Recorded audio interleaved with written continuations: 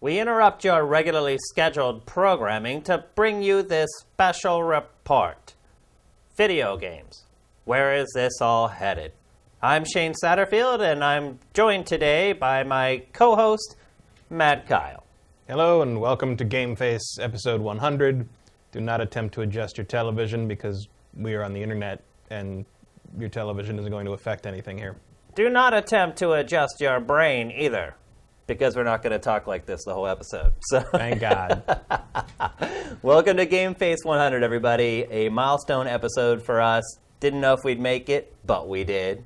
And we have a special episode for you guys. Usually, GameFace is really topical. We talk about the games that came out that week or the controversial stories or whatever. And this time, we're going to talk about the gaming news from 1955. Yeah, see?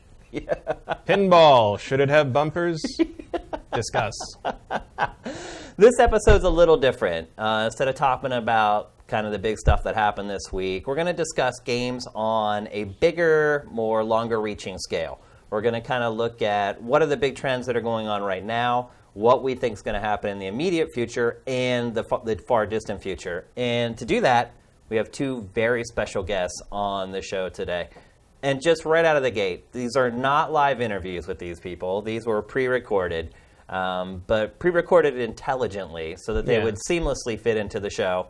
But it was like, we couldn't arrange for everybody to be in one place, so this was the best way to get all these people that I think everybody wants to see on one show. Yep, and those people are Marcus Beer and Adam Sessler. So we have huge interviews with both these guys that are going to talk about a range of controversial and forward-thinking topics. And I think both interviews great, and they're all going to be kind of told within the context of a discussion with Matt and I. So without further ado, let's get going. One of the first things we wanted to talk about with both of them is what they're doing now. Because we haven't seen either one of these guys for quite a while. Marcus has been MIA for a couple years. Obviously, he's had health issues.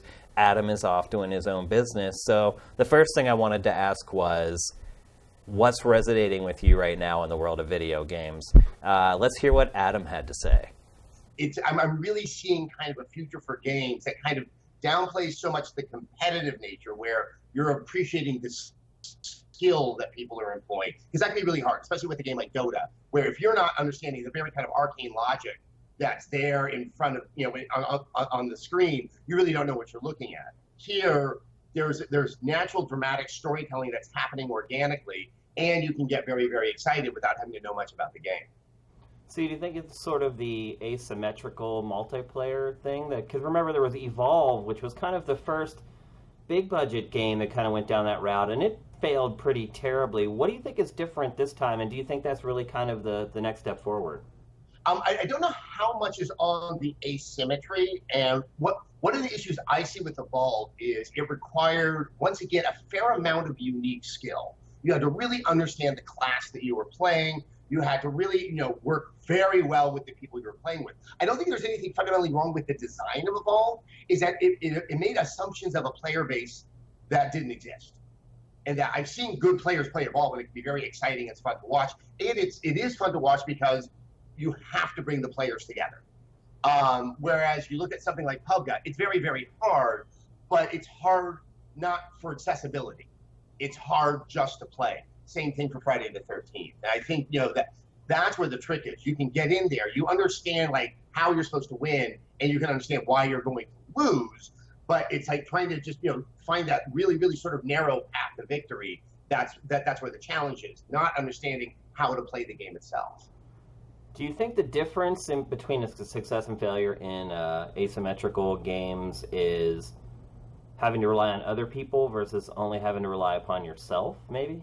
I think that's a big chunk of it. I think that's true for actually most co-op experiences, or with some element of co-op, even though there's a competitive angle to it, is that, and we just know this from just old co-op games, that if you're playing with someone that's not playing along and it's just kind of there, it really does ruin the experience. I think that's why, even kind of games like Destiny started to move towards the idea that you're only going to do certain things with people because your friends usually won't be that rock you have to carry, or if it is, it still makes it for a more fun experience.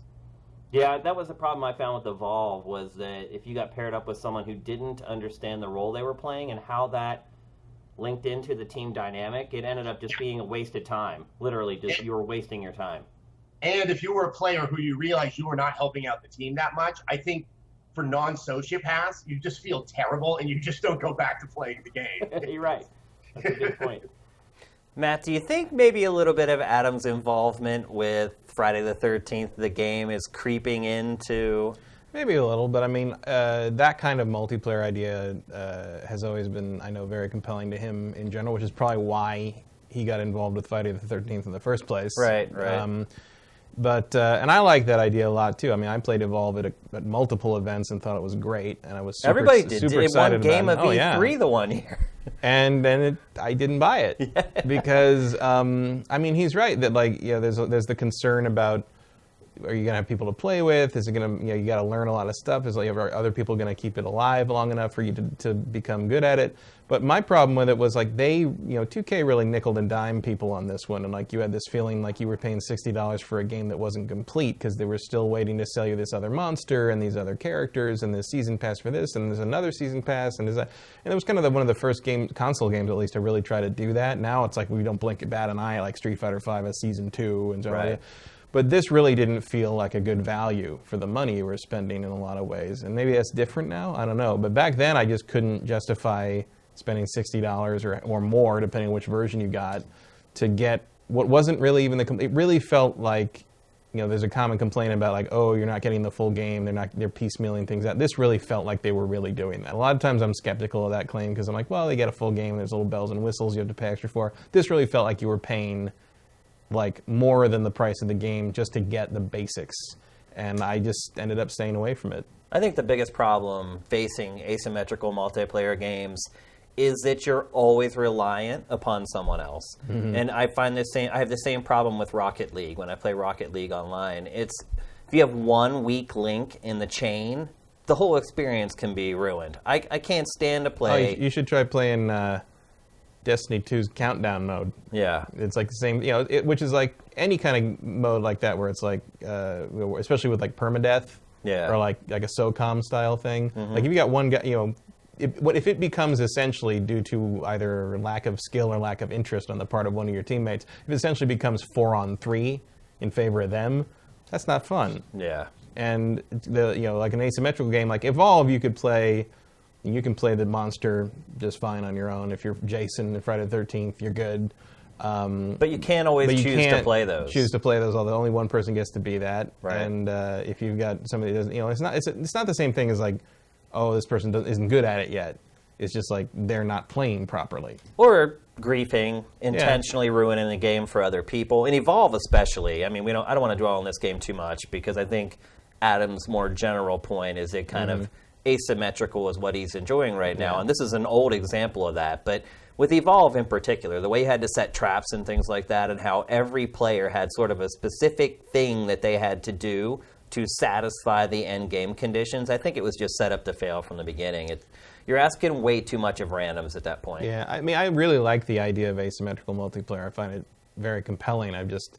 The concept sounds great. I just haven't seen it done in a way that, because I think Friday the 13th does it very well.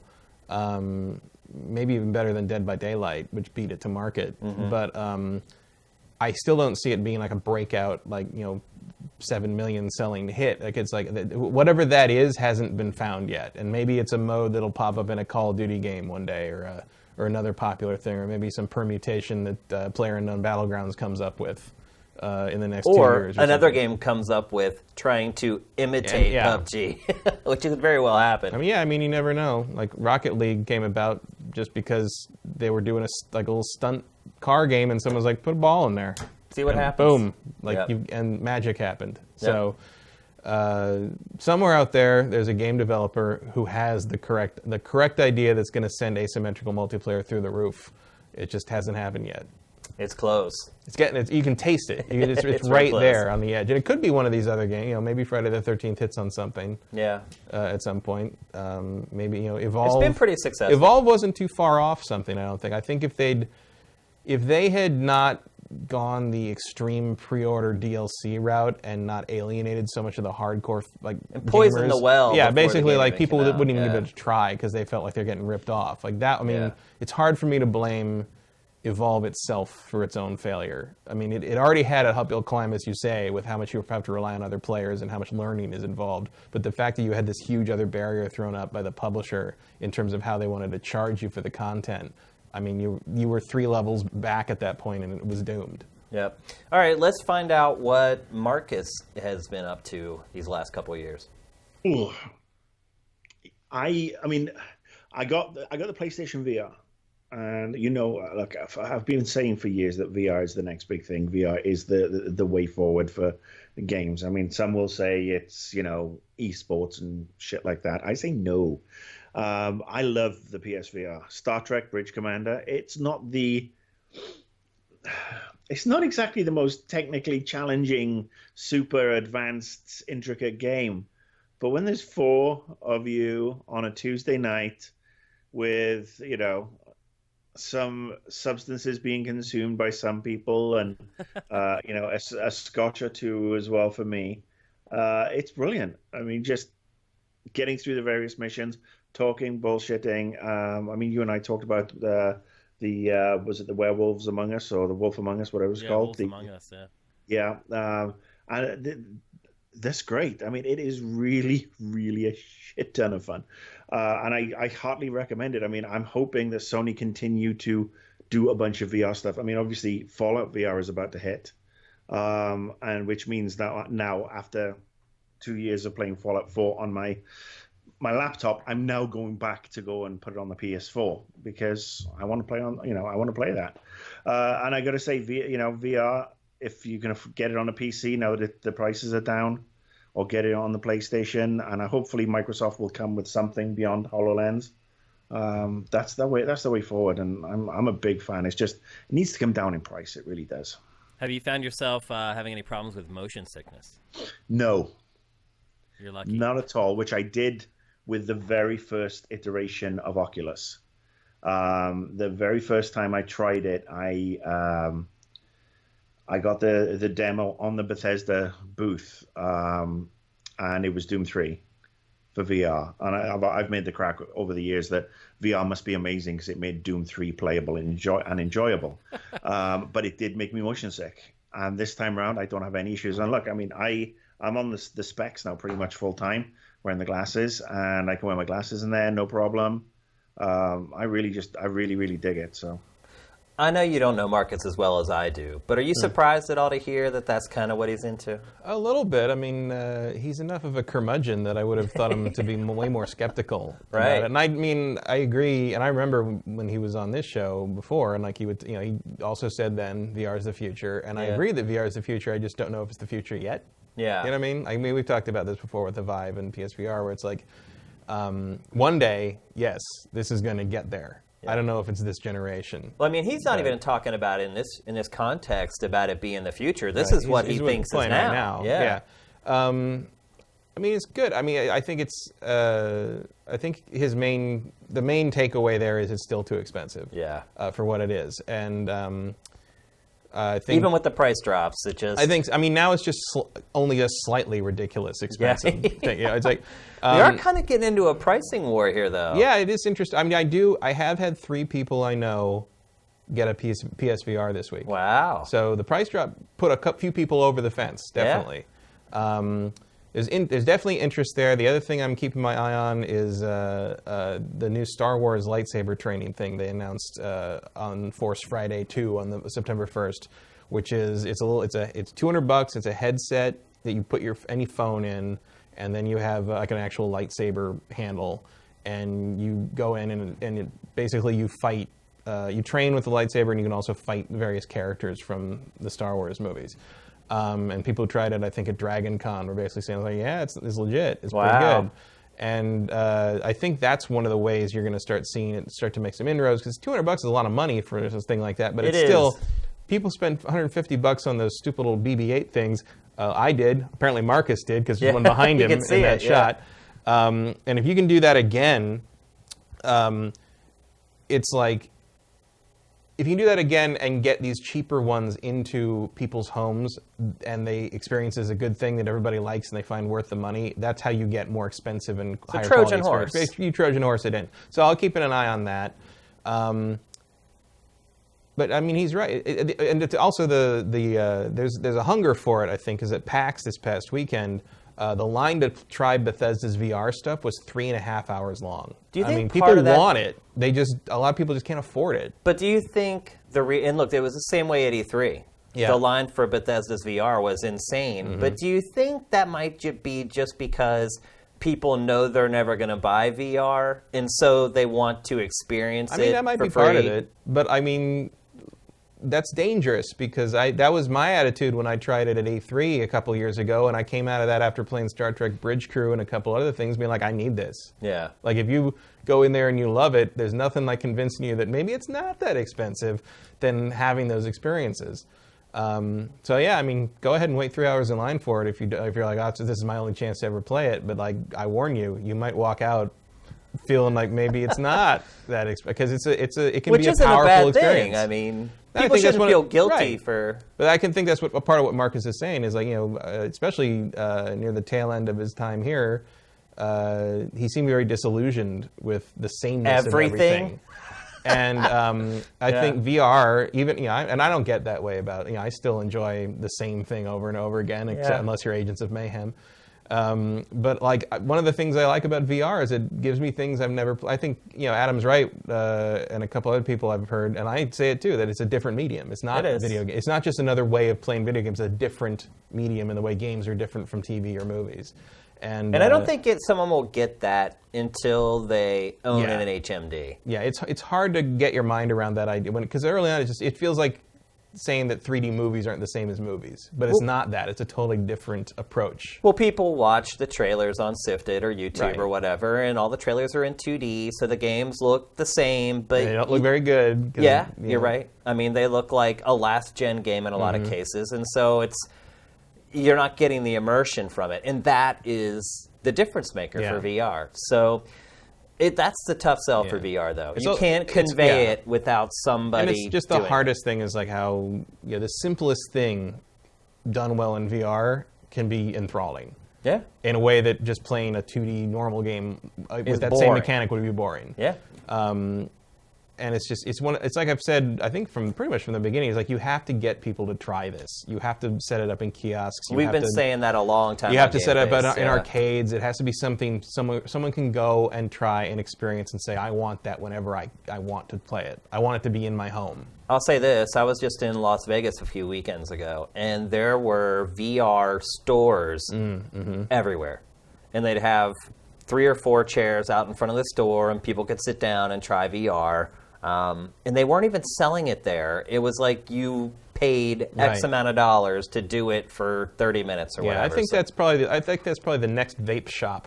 Yeah, is VR arcade kind of things. Yeah. And I say that both in the sense that I think you're going to see explosive growth, and then you're going to see them just collapse, dissolve, like a plant in a cupboard. Yeah. It's, you're right. But I would say that's probably going to be the next like flash in the pan retail experience is VR. Like pay by the hour or something, kind of like PC Cafe. And then you have like group things where you all go together and team building. Can't wait for the Groupon, boys. It's going to be great.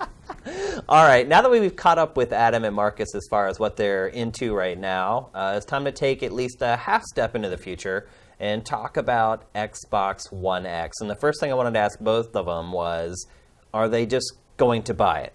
Let's hear from Adam. Assuming I have the available income, yes. I have a 4K TV. I do kind of enjoy things looking really, really sharp. I also like this idea of the iteration. What I'm looking forward to is the period of time where we really start to treat them more like an Apple device or an Android device, where you don't plan on getting every iteration. You probably plan on getting every other or maybe every third. That, it's just, once again, it's like, I'm ready to upgrade, and you upgrade into something, and you're not just starting this massive reset. Where once again, like a game like the original Destiny, that had to serve both worlds, both the PS3 and the PS4, and I think the game did suffer as a result of it You just take a look at sort of how Destiny 2 looks, and it's benefiting that it's like kind of it's designing for just one battlefield, not two. Adam, do you see an issue? The PlayStation 4 Pro, which was kind of the first example of this, has not sold especially well. It's being outsold by the base PS4 several multitudes. Do you think consumers are ready for this? I mean, you look at the business model of an Apple or a Samsung, where it's kind of used to saying, okay, well, we're putting out the iPhone 7, and we don't expect it to sell as well as the iPhone 6. That business is kind of used to that cyclical pattern where it's like, okay, we release this one that's kind of the landmark release, and then we do iterations. Do you think the console market is ready to adapt to that from the business perspective and also from the consumer's perspective? I do think so. I mean, I would at the moment look at the PS4 Pro as something of a loss leader. It helped prime the consumer for the idea that this is what we're going to do. I mean, there still aren't that many 4K sets out there. And I think most people can see through the rhetoric that, if you only can do 1080p, this really isn't that necessary a device for you. It really only starts to show its benefits if you have a screen that can do a higher resolution. But it started to put into people's minds, hey, 4K is becoming the standard. And that somewhere down the line, as we see the prices drop on the TV, with the purchase of that TV will then come the purchase of, be it the Xbox One X or the PS4 Pro. I think I don't know if Sony really expected it to explode. I think over time it will start to grow. There is the flip side that maybe I thought Microsoft's strategy with Xbox One X by kind of announcing it, the same year that the PS4 Pro was coming out, was a good way to kind of say there's something even more powerful down the line that could be eating into the sales. I don't know, but I've heard tale that the Xbox One X is pre-selling quite well, so that could be happening. I'm a little bit unclear, but I think we're doing the right thing starting early and not judge it on the initial sales, because I think we'll start to see the benefits in the next year and probably the year after that. Do you think that consumers might be scared because they know that there might be a bigger step coming on down the line? Getting these iterative consoles, do you think consumers might say, hey, well, I'm just going to wait till the PlayStation 5 or the Xbox 2? No, and I think that's really fair. I think one of the things that both Sony and Microsoft would really benefit from is to say, like, hey, we have put our flag in the ground and we're not going to do that massive overhaul where there will be games that cannot play on a piece of tech. What I think will happen over time is, I know neither of these companies love making hardware. It's a dicey thing to do. Software is much easier to make money on than hardware. So they would love to probably sit with these new consoles for as long as possible. But let's say there is the Xbox One 0 or something like that. Were that to come, then probably the Xbox One S will sort of fade out. Just the same way we start to see, stuff at the low end kind of quietly doesn't really work with the new software. That's a tough thing for them to say right now, but I think if they could at least say, hey, we're not going to do a hard reset that's going to, pretty much make your current technology and current spend obsolete, that would do, I think, a lot. I think, unfortunately, the core can they just get so upset with any form of change. I've always said that, like, core gamers are really like, say, an 85-year-old grandma on Medicare who's suddenly seeing her plan shift. It's like that level of fear. But I think some clearer messaging about what the business model is turning into, I think would do a lot to assuage those fears and get people to feel more comfortable dropping, another $400, $500. Matt, do you ever see that happening? Do you ever see Sony or Microsoft saying, hey, with PS5 or Xbox 2 or whatever the hell it's called, it will play these games that are coming out for Xbox One X or PS4 Pro? I think so. Yeah. I think that's we've talked about how it's kind of going to the cell phone. Yeah, that's what his sort of argument was. Yeah, I think pretty much everyone who pays attention to the industry is thinking the same thing. Like the PS5 is still going to play PS4 Pro games. The PS4 Pro is still going to probably be able to play PS5 games, just less. Just like the same thing. You're just going to move the bracket up. But I guess my point was, do you think they're going to say that? Because wouldn't that kind of discourage people from buying Xbox One X and PS4 Pro? I mean, I don't think it would be in the commercials, right? But I'm sure they'd say something at like the E3 press conference. It's a catch-22, right? Because Adam brought that idea up to answer my question of, are people not going to want to upgrade because they're waiting for the PS5 or the Xbox 2? But you can also look at it the other way. Yeah, I mean, I think you got to make it the desirable new thing, and I don't think they've hit that yet. Either PlayStation 4 Pro or Xbox One X. I don't think they're at the point where like we're about to probably see a new iPhone. The iPhone 8 is probably going to pop up, and that is going to have some features and some things that the iPhone 7 and 6 can't do, and they're going to try to tempt you into upgrading to this rumored $1,000 phone. Yeah. And like, what's that going to be? What's that going to be to compel people to like, I need that to be my new phone? Like, there's nothing quite there in the Xbox One X, the PS4 Pro, that I think appeals to anyone beyond people like us who just are obsessed with getting the best performance and experience out of an individual game. I think the mainstream audience will look at the difference and kind of be like, I can live with this in exchange for keeping $500 in my wallet, So whatever that is that makes the PS5, it better be damn good. Doesn't the messaging get murky, though, too? Yeah, I think so. I mean, but in this, I think Adam's right in that you just have to create this comfort zone where you don't feel like you're abandoning this library and this system that you've invested all this time and money into. And even though we've been doing that our entire lives. Yeah, but I mean, look at what Xbox One's doing with all this backwards compatibility, and the 60 gigabyte PlayStation 3 that is natively hardware backwards compatible to the PlayStation 2 still goes for $400 or $500 right. on eBay. I mean, there is an audience that cares about that, and that audience tends to be the early adopters. And if the early adopters don't accept your product, you're going to run into trouble, which Microsoft learned this time around. For sure. Yep. Well, let's hear what Marcus had to say about Xbox One X. Well, the Xbox One that I got sent at launch back in the days when I was somebody in this industry and had a You'll a TV always be segment. someone in this industry. Like something. When I had the NBC segment, I got the launch PS4, which is ticking along nicely, thank you. And I got a launch Xbox One, and it turns out that Xbox Ones do not like cats vomiting into their fans. Our oldest cat, CJ, who is 19, she's obviously a Sony fan cat. It was the Xbox One was in our living room before I redid The Office, because we were using it as a DVD player and everything else. And I heard her retching, and I went to see, and she was sitting on top of the Xbox One because it's nice and warm, and she threw up all the way into it, and I just, because it was in low power mode, and I just heard her. That's it. Okay, that's done. And I didn't. I'll be honest with you. I mean, I had more PS4 games than I had Xbox One games, and when I saw what they were doing with Scorpio, that to me it'll be the next individual iteration. I mean, it's like nowadays where you get an iPhone 5 or an iPhone 6 or a Galaxy 7 or a Galaxy 9. I mean, you just jump in between. So this one, this hopefully will last me a little while. Crackdown, I want my Crackdown next year. And now I've got with the PS4. It's not a Pro, it's a PS4, and it's the PSVR, and that's taken care of on that side. And now, the next one's a little step up as well, and I want those Microsoft games back in my life. I can still play them on the PC, thankfully, with Windows 10. But there's something to be said about, the console stretching out on the couch, having it on the big jumbo TV. So, yeah, that's why I did it. They just need to get their asses in gear and get that frigging Crackdown game out.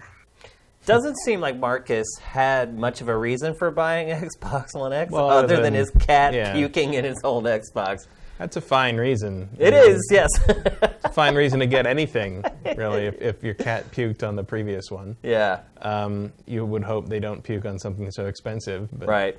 I mean, I'll buy that, sure. I don't have one pre-ordered. I don't either.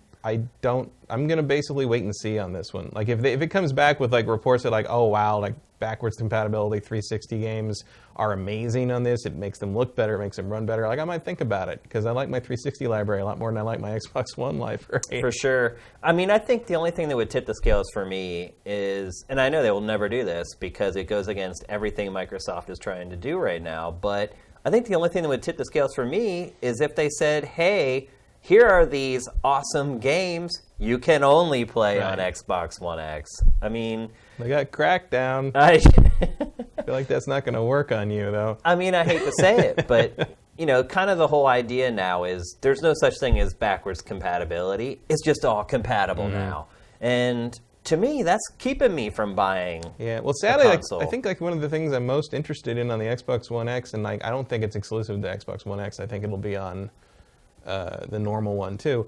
Is the original Xbox? I like to play Jet Set Radio Future again. But it's one of the things that has me most interested in your current console is that I can play a 16-year-old game on it again. Yeah. And that's sad. like a problem. It's a big-time problem. It's not something anyone's going to spend $500 on, but I might turn my existing one on again to do that. Yeah, I mean, I'm basically saying, Microsoft, I know you're bribing me, but go ahead and bribe me, and then I'll buy your new console. Because that's what it is. When you're taking games and saying you need to invest X amount of dollars in this hardware to play this piece of software, it's essentially a bribe. But I'm okay with that. I mean, that's what would get me to ultimately spend the money on Scorpio because my entire library is on PS4 from this era. And I mean, I have, it's kind of flip-flopped. Now the only games I have for Xbox One are the exclusives for Microsoft, which transitions nicely into the next question, which is, what the hell is going on at Microsoft Game Studios? What's up with the exclusives or lack thereof from Microsoft? Let's hear from Adam. I mean, it's tough. It's not like I don't like the games that are Xbox exclusives. I'm fine with Gears. I'm fine with Halo. But they're kind of games that are in the same vernacular, just these straight action games. Whereas you do look at stuff that Sony has, especially like Horizon Zero Dawn, which just, that game rubbed my belly in ways I can't.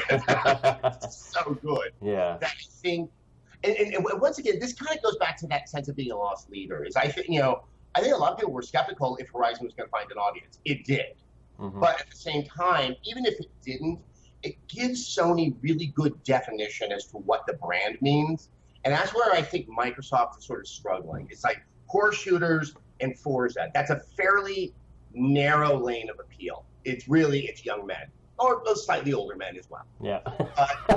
And it doesn't generate, I think, the same level of excitement when you kind of look at all the chances that Sony's going to take it, good or ill. I mean, they have David Cage. Say what you will about David Cage, there is you don't see Microsoft or even Nintendo willing to invest on something that's kind of that niche or that oddball and something like that creates that much controversy. Do you think it's more than just a stylistic issue, though, or a quality issue? Isn't it really just quantity for Microsoft? I mean, isn't that really the core issue for Microsoft right now? I mean, I think so. I mean, the problem is they had a piece of hardware that was $100 more than another one, when both launched. And I think Shane, you once articulated this perfectly, is, back when Call of Duty was at its height, it was so important to hardware sales because the first guy in a group of friends that played Call of Duty, whatever he bought, that was going to dictate what everyone else bought. And it tends to be this kind of exponential growth. And I think we're seeing that once again with Microsoft and Sony. Is it came in cheaper. For Europe, it was FIFA. Would you say that Call of Duty was still the big thing when the PS4 launched? Yeah, for sure. And then once again, it just, it was cheaper. So one guy in the group chose to get it, and it just kind of blossomed like that.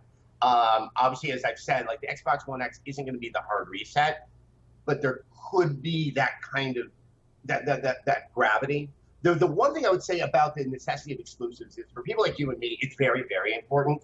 For that much broader consumer, once again, kind of the Call of Duty, the Grand Theft Auto, Madden, and maybe one or two other games in the course of a year, they may not even realize that this isn't exclusive only to the system. They're just getting the games that are available. I think when it really comes down to what's going to move the hardware for the mass audience, it really is sort of price and what my friends are playing. Yeah, and then you start thinking about kind of circling back around to Call of Duty. It's kind of been a big deal over the last decade or so. Who got the DLC for Call of Duty first? And last generation, Microsoft got it first on 360. Now that deal has swung over to Sony. Sony's getting that DLC first. And this is also to your point about how multi-platform games tend to matter more to the average consumer than they do to the core guys like us. With these iterative consoles, what kind of opportunity does Microsoft really have to start getting those exclusive deals back on its side, though? I mean, it's money. That's what I think. Yeah. It's like, no one's ever cutting these deals out of beneficence or some sort of interest. They see the money, they see the opportunity. Obviously, if they see the larger install base, that means that DLC is going to be, more remunerative for them. I think, a mixture of money and maybe the Xbox One X, once again, does tend to just bring in that many more. I mean, I think that's really the only way. I think it was, remember Jeff Brown over at EA? Yeah. Yeah, I once asked him, I think it was when Crysis 3 was coming out, and there was that very short period of time when there were 3D games in the wake of Avatar. Yeah. And I was, I pulled him aside, this was on the record, and I was like, are you, what's the thinking with this? I mean, are you guys really making a big foray into 3D? And he's like, no, we're only gonna do a 3D game if there's money attached. And there was obviously money from a TV manufacturer, because the TV industry was trying to figure out how to sell more TVs, because everyone had their plasma 1080p. That once again, almost all of this is driven by economics, not necessarily cynical economics, but they're never going to do something out of good intentions without money attached. Do you believe that, Matt? Oh yeah. Yeah. No question whatsoever. It's always all about money. Oh yeah. And it's what do you think all this HDR stuff is about? Yeah. It's I mean, it does make it look better, but it's also kind of a cheat, And the thing is, like, do you agree with Adam that the average consumer doesn't really know much about exclusives? yes. Really? Judging by the people I know who are gamers but not like follow the industry kind of gamers, like I'm constantly saying, "Oh, I played this Bloodborne thing. I want to get it, but I can't find it." I'm like, "Well, you don't own a PS4," and like they don't. No, game like Bloodborne, I get it. There are core gamers who probably don't realize Bloodborne was a PS4 exclusive, but I'm talking about stuff like Halo, Gears of War, Forza. I think most people that at least play games moderately know. Most people know Halo is Xbox. Can only get those on Xbox. Halo, I think Gears of War is a very forgotten series at this point, and Forza. I think Forza is just known kind of as Xbox car game. Like a lot of people don't know its name, but they're just like, "Oh, I have a racing game on Xbox. I guess it's that." It's like there's no brand loyalty to Forza. It seems outside of car fanatics. But people just want to play a driving game. If they have an Xbox, they get Forza. If they have a PlayStation, they get Gran Turismo eventually one day if they ever release one. It doesn't seem to move hardware in the same way that that's the question. Is like, so clearly PS4 won in the hardware motion, and it's tempting, as Adam said before, it's tempting to say it was $100 cheaper. Yeah. That's all it was. Like, Well, if you didn't force that stupid Kinect in there and you charge $100 less, and there's a lot of talk that from industry people who were there involved in those early, like Sony was ready to lowball I think Pachter said that too. Sony was ready to take a loss on the PlayStation 4 to undercut Microsoft's price point, but then Microsoft came out and was like $500, and they're like, "Oh, okay." We don't have to. They don't have to do that. So I think the thing that really damaged Microsoft the most in the short term at launch was the fact that they thought the Kinect was still a thing. Yeah. And they packaged a $100 Kinect in there, and you didn't have a choice, really. Adam hit the nail on the head, though. It's because it was $100 more. Yeah. If they had just taken the loss on $100, that's a case where hindsight's always 20/20. Yeah. But this is a case where you can see where if Microsoft had just priced exactly at the PS4's price, I don't know if it would have won this generation. But it wouldn't have been the massacre it turned out to be. It wouldn't have been 2-1, Yeah. which is basically where we're sitting right now. Yeah, and I think, I remember at the time, even that day of the press conferences, a bunch of us would walk out of each one of those press conferences, especially at the end of the day after Sony did their mic drop on the DRM thing. Yeah. I remember everyone just saying, Microsoft fell for the same hubris that Sony did the previous. Sony thought they were invincible going into the PS3, and they blew it. And Microsoft took tremendous advantage of it. And then Microsoft did the same damn thing. They thought they were bulletproof, and they weren't. No one's ever bulletproof in this industry. Not on a hardware level. People will go to the best deal and the games they want every time. Yeah. And I also don't think it helps that the Halo games this generation have been underwhelming. Doesn't help. It's not a thing that pulls you over there. Meanwhile, you're seeing, I think, on Twitter and a lot of social media, you're seeing the hype and the furor around Destiny 2 because it feels like Halo, old Halo. Right. It feels like Bungie's back. Yeah. And like people are freaking out about how great that is, and no one cares what it's on except what their friends are playing it on. But this goes back to what you were saying about how the average consumer doesn't know games as well as we do. They do, though. They know that Bungie made Halo, and they know Bungie's making Destiny, and they're like, oh, Bungie's back in form, and now Destiny 2 is awesome. So I think that all comes from Halo, the Halo being one of the biggest games in history. Yeah, you're right. But I still think Adam is maybe selling the average consumer a little short. I think they know. But I think he's not wrong for the most part when it comes to anything less than the 800-pound gorillas in the game title industry. Yeah. I think the sheer number of people who own PlayStation 4s and have for years that I've had to tell them about Horizon, even in the last month. Even though it's like Forza Horizon 20 at this point. No, Horizon Zero Dawn. Oh, Horizon Zero Dawn. Like, they don't know what this is. It's sold very well. It's a big exclusive. It's on the front of PSN on a regular basis. It's a new IP. Yeah, but like they don't know it exists. And it's not that like, oh, I didn't know what that was. I didn't want to try it. I didn't want to pay $60. They're like, why? What is it? Like they had no idea it existed. Yeah. So I've told them to get it. And every single time I tell someone to get it, they come back like, oh, thanks for telling me to play that because it was amazing. But it's just like, I guess it's kind of like movies where you pay attention to the stuff you know, and it's hard to kind of find the stuff you don't know if you're not really digging into those sites every day, if you're not looking at Sifted every day. Yeah, that's where marketing comes in. Yeah. That's where Sony and Microsoft spending their money wisely, advertising in the right places at the right time. But I think the problem comes from exactly what Adam said about the narrow lane that Microsoft is driving, where you can market Halo and Gears of War and Forza as much as you want, but there's still a segment of the audience you're going to reach and a segment of the audience you're never going to reach. And you're not going to be able to expand when all you have are 2 shooters and a driving game. Yep. And I mean, not to be cynical, but I don't think Sea of Thieves is going to help that equation much. You want to talk about a game that the casual doesn't know about? Yeah, I don't even know. I still don't quite know what the hell that. I mean, but they don't even know it exists. So right, but it's like you see, there's 5,000 developer diaries, and I'm still kind of looking at it like, I don't know. I don't know what if do I I want do? to. It looks fun, but I don't. And it's and then of course you run into the problem of the fact that I can play all these games on my PC. Yeah. And they look, I played a little bit of ReCore, the definitive edition, and damn, that looks better on the PC than it does on the Xbox One. And it's like, when it comes down to it, it's like, oh, don't you want to play that on your stretch out on your couch and do that? It's like, yeah, but like I can also just Steam box it to my my TV, and it looks better because it's a 4K TV. If you have a 4K TV with running in 4K, because that's the other thing about those Xbox One games on Windows 10, they all run like demons. Like they optimize them real well. Like Forza has everything maxed and looks gorgeous and never stutters ever once. Meanwhile, I can't run Mafia 3 at like 1080p on that thing because the shaders are weird.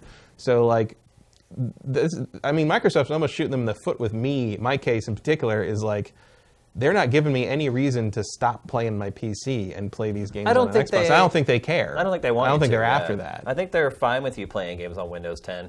Also, talking about Sea of Thieves, that kind of goes back to the earlier discussion about asymmetrical games and how your fun is kind of reliant upon other players. Right. That is a lot of my skepticism of that game. Is like, I don't know. That is really cooperative. Yeah, like if people you're playing with don't know what you're doing, like, it doesn't work. Yeah. Like, you're all going to die. Yeah, well, people are going to board your ship and take all your stuff. And, like, it's just, I don't know. I mean, I feel like I would have been super into that 10 years ago. Yeah. But I don't know if I have the peeps to dedicate to that now. Yeah, I mean, my friends list it's still pretty good on both consoles. I have a lot of people on Xbox all the time. Every time I load up the Xbox One, even recently, I've got 10, 15 people, but they're all watching TV and Netflix. It's hard. It's also just hard to get people to say, yeah, I want to play that game right now at the same time. Yeah. Or every Tuesday at 8 p.m. We're Forget going to, it. As you get older, people have kids and responsibilities and stuff like that. So, and I don't even feel like I hate committing to like groups about that too, because like sometimes like I don't feel like playing that tonight. No, you're right. And then it's a job, and then I don't like it. Then I resent it, and then I don't want to play. And then I don't like everybody I'm playing with, and then it becomes a whole thing. And that's why I play single-player games. Yeah. Well, we know Marcus really doesn't like anything. I mean, it's true. I mean, remember, he hates Nintendo, for sure. And generally... He hates Nintendo so much as he just is sick of their bullshit. That could be. Well, I'm right there with him. Yeah, so. He doesn't seem to like their games very much. But what does he have to say about Microsoft's exclusives? I think Microsoft has sat on their laurels for a long time. They had the lead with Xbox 360, and we all discussed this. That 360 came out the gate and killed PS3 at the beginning, but Sony learned from it, and that's why they dominated with the start of PS4. Everything they did was the right move, and they locked down the exclusives, and they didn't overpromise and underdeliver. Whereas Microsoft, we know they had the stigma of Kinect. They had the stigma of wanting to be this one hub box.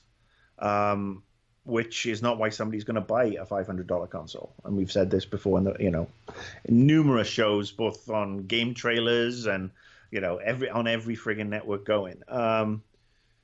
Microsoft, I think, are learning. I thought their E3 press conference was pretty strong. I think everybody had a strong E3 press conference. I think this year is going to be good. But yeah, I think that they just had to pull their fingers out. And the fact that they've stopped making the Xbox One, they confirmed that this week, didn't they? That they just made the very last Xbox One, which is fine. Well, actually, they confirmed that they had stopped making the original Xbox when the Xbox One S launched. Yesterday, they announced that. Okay. So they've actually stopped producing it months and months ago, and nobody knew. Well, again, no. I mean, there's no need to make those older versions. I mean, if only they can just turn back time now and drop Kinect down a toilet. Yeah. Because that's, I'm looking forward to having a console that doesn't need frigging Kinect. I mean, ironically, Sony have come through with something that you need a camera for. Yeah. In the VR. So if Kinect worked with a VR thing, it would become totally viable. Marcus is over the moon over VR. Yeah. We asked him a question there about Microsoft exclusives, and he was still focused on hardware. Mm-hmm. Well, because there's not much else to talk about unless you want to get into the things they've canceled. Yeah. I think while I don't think it would move tons of systems, I think having Scalebound and some form of Fable there, be it Fable Legends or something they could salvage that game into. Yeah. Another asymmetrical multiplayer thing. No, you're right. Yeah. I feel like that would at least make the exclusive lineup feel a little more textured. Even if I wasn't ready to jump on Fable Legends or whatever, but or if Scalebound was mediocre, but it would feel less like the system was aiming at your standard Xbox fanboy who doesn't care that it's the same thing over and over again. Because I actually enjoyed going through some old Gears of War games and playing them for some capture I had to do recently. But that doesn't mean I want to play more and more and more. And I didn't go back to Gears 4. Gears 4 didn't really grab me. You never finished Gears 4? No. Wow. It's just the same thing I'd already done, and not new as weapons and a couple of new tweaks here and there. It just didn't. I have finished all the Halo games. I guess because maybe they're shorter, or maybe they don't feel as long because you can sort of beeline them a little bit.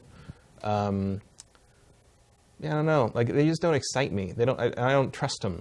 And I think Destiny 2 hasn't helped them in that regard, because playing Destiny 2 the last day or so reminds me of how much I enjoyed those old Halo games and how they really kind of had a rhythm and an organic feeling to them that they've lost. Yeah. And it's just not there anymore. And what Sony's doing is more interesting to me now. Yeah, I think with both those franchises moving to new developers, Gears and Halo, it's like they took a picture of the old games and then tried to paint the picture. Yeah. But they didn't. You can't get the heart and the soul of the games that way. And I think that's what's been missing from both those franchises. Yeah. I'd say more Halo than Gears. I mean, Gears it feels pretty close. I just feel like that's my problem more than anything else. But Halo, I feel like it's missing. Like you said, I think it's missing its soul. You said, it's just whatever made those previous Halo games special. Whatever made all the way up to Reach. Well, it's like they It's went not back there. and they played an old Halo game, and then they made a list, and they said it has this, and it has this, and it has this. And then they created the new one, and they're like, it's got that, it's got that, it's got that. Lacking the intangibles, though, is the problem. Because I'd be pretty excited for, maybe if Halo, again, I think they missed the boat by not showing Halo 6. Maybe Halo 6 is 2 years out, Yeah. and it doesn't matter. But if you had me looking at, like, this is what Halo 6 looks on this thing, and it looks amazing, and it looks like you got the mojo back, I'd be way more inclined. I mean, obviously you wouldn't need to buy one at launch. But at least I'd be thinking about it down the line, and right now it's not in the equation. That's the big problem, though. You can never tell if the mojo is there until you play it. Like, even just playing a 15, 20-minute demo at E3 or wherever, that's still not really enough. Well, and even like with Halo 5, it didn't even matter because the promos they ran had nothing to do with the game. Yeah, you're right. The whole the Locke versus Master Chief thing, like, that wasn't Yeah, a thing. it really in the game. Like, wasn't. none of that happened. It kind of was. I mean, there was a little rivalry. Locke was between chasing them. him. There was that one scene, Right. but like they made it seem like the whole game yeah. was about that. Yeah. And it just wasn't there. Yeah. And there was nothing else there was the problem. It was just the same story about, maybe Cortana's crazy now. That's Right. been there. That's been hinted at since 3. Yeah. It's just like, get on with it. Yeah. Like, what is this? What is this? Game of Thrones? Like, move on. Like, that's the problem. Is Halo is in their season 4 of Game of Thrones right now, and they got to move past the books and just go crazy. No, you're in right. Halo 6. That's a good analogy. I like that. Obviously, anytime you get the chance to talk to a couple people like Marcus and Adam, who have been in the industry for, I think Marcus has been in the industry longer than I have, because he did PR for a long time and did a bunch of other stuff in Europe before he ever came over to the States. Adam's been in it for almost 2 decades. I think when you talk to people that have that kind of experience and that breadth of experience, you want to know what they think the next big thing is, what the next frontier is. And I think this is one of the most important questions I ask these guys. What is next? What is the next frontier? Is VR the next frontier? Let's hear from Marcus. I think it is when it gets cheaper. I think VR is not going to go away. We've seen some experiments, Google Glass, HoloLens. We know that we are years away from having a full projection room.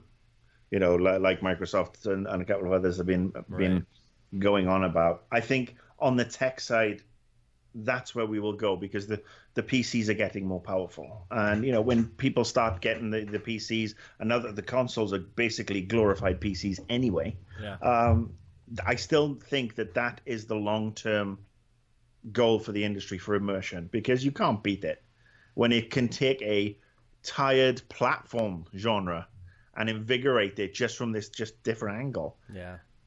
What could it do for, No Man's Sky, for Fallout, for, the Batman game was kind of limited, but still really, really fun because it's that novelty. And when people start taking advantage of it and actually evolving beyond the novelty and putting that framework together with multiplayer like they do with the Star Trek Bridge Commander game, that sort of level of fun is just great. That's where I would like to see the industry go on the tech side. Where do you think it's really going, though? I think we're going to be stuck in a League of Legends, Dota, Overwatch hell.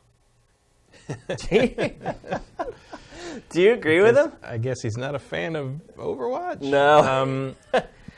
I mean, he's probably not wrong in that we're going to be treading water, and whether you think this is a good thing or not, I guess depends how much you like character shooters and MOBAs. Yeah.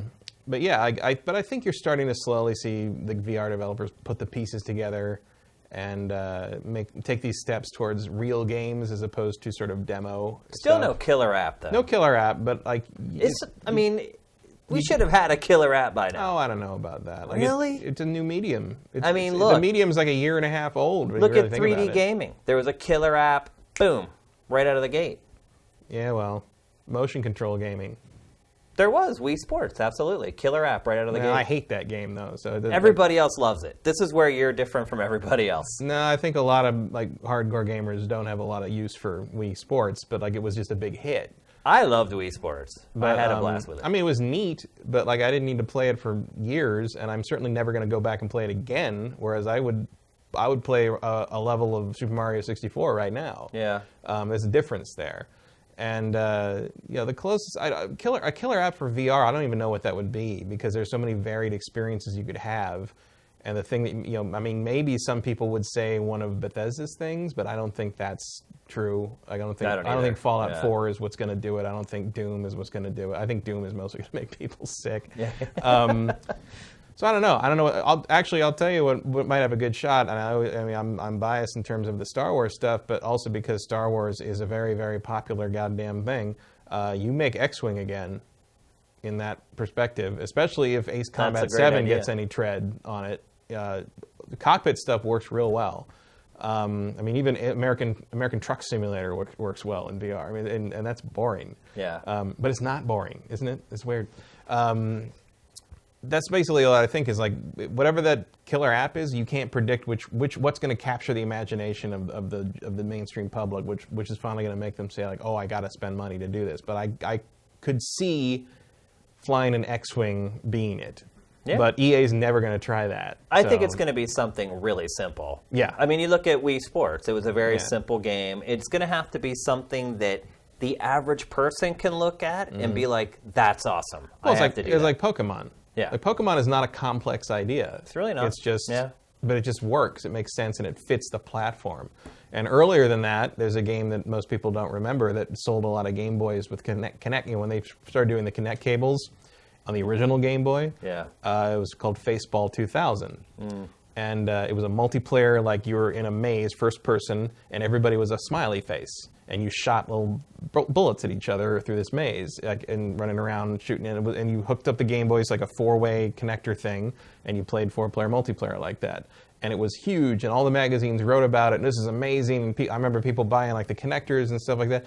And after a year, no one ever thought of it ever again. Yeah. But it was that big thing. Barrier entry but it was there that thing that. But it was that thing that made you think, oh, look what this can do. Yeah. And then later on, the real use of the Game Boy connector cable was Pokemon. Yep.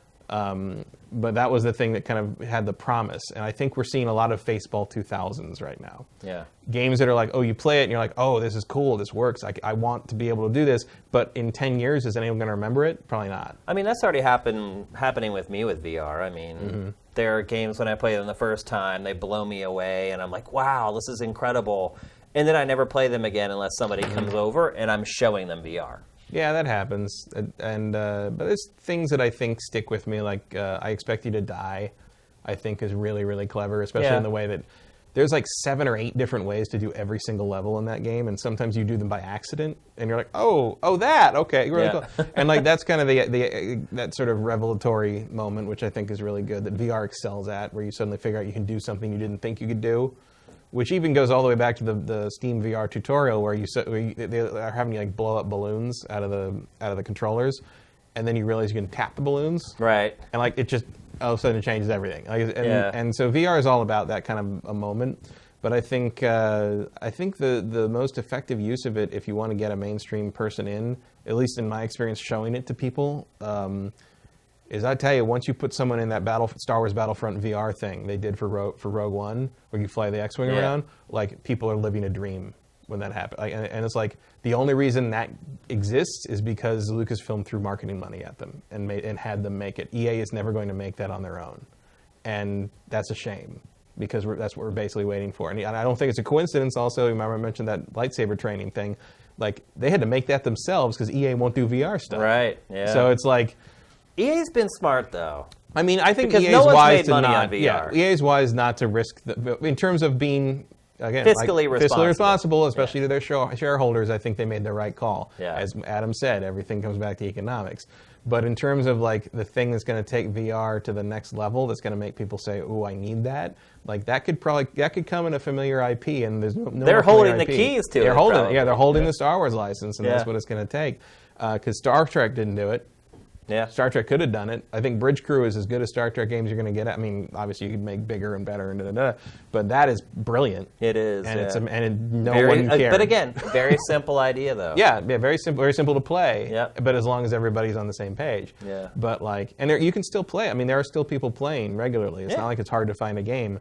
But I don't think they sold 1 million copies of that. No way. Not even close.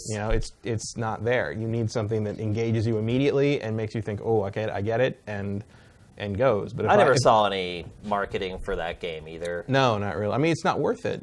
Yeah. Your install base isn't, but at what isn't big point enough. does a publisher decide it is worth it, though? Because I think it's a chicken or egg scenario. Well, where they're the install base isn't big enough to market our games for it, but Right. but it's never going to get big enough. Well, if they I don't think market. you're running into the problem that the reason consoles and new hardware gets pushed properly is because the people making them need them to sell. Yeah. Like those Sony and Microsoft and Nintendo all develop games for that, and there isn't really any equivalent of that in the VR headset stuff except for Sony, and they're getting there, but they're not quite there, and they don't have the IP that would make people universally flock there. I don't think. Meanwhile, who's going to make an exclusive for Vive, and why? I mean, Nobody. no. And now you can see kind of Valve sort of distancing themselves from HTC in that little bit, and it's because look, you want to get those things into people's homes. Half-Life 3 exclusive to VR. Well, look, HTC is starting to distance itself from Vive. Yeah. It's talking about selling it, and now Palmer Lucky's jumping. Who knows? Let's hear from Adam. The dust is going to have to settle, basically. And I don't know where it's going to settle or what's going to make it settle, but I think you are right in that we haven't seen the killer app, and we haven't seen the game that's going to focus VR on what it needs to be yet.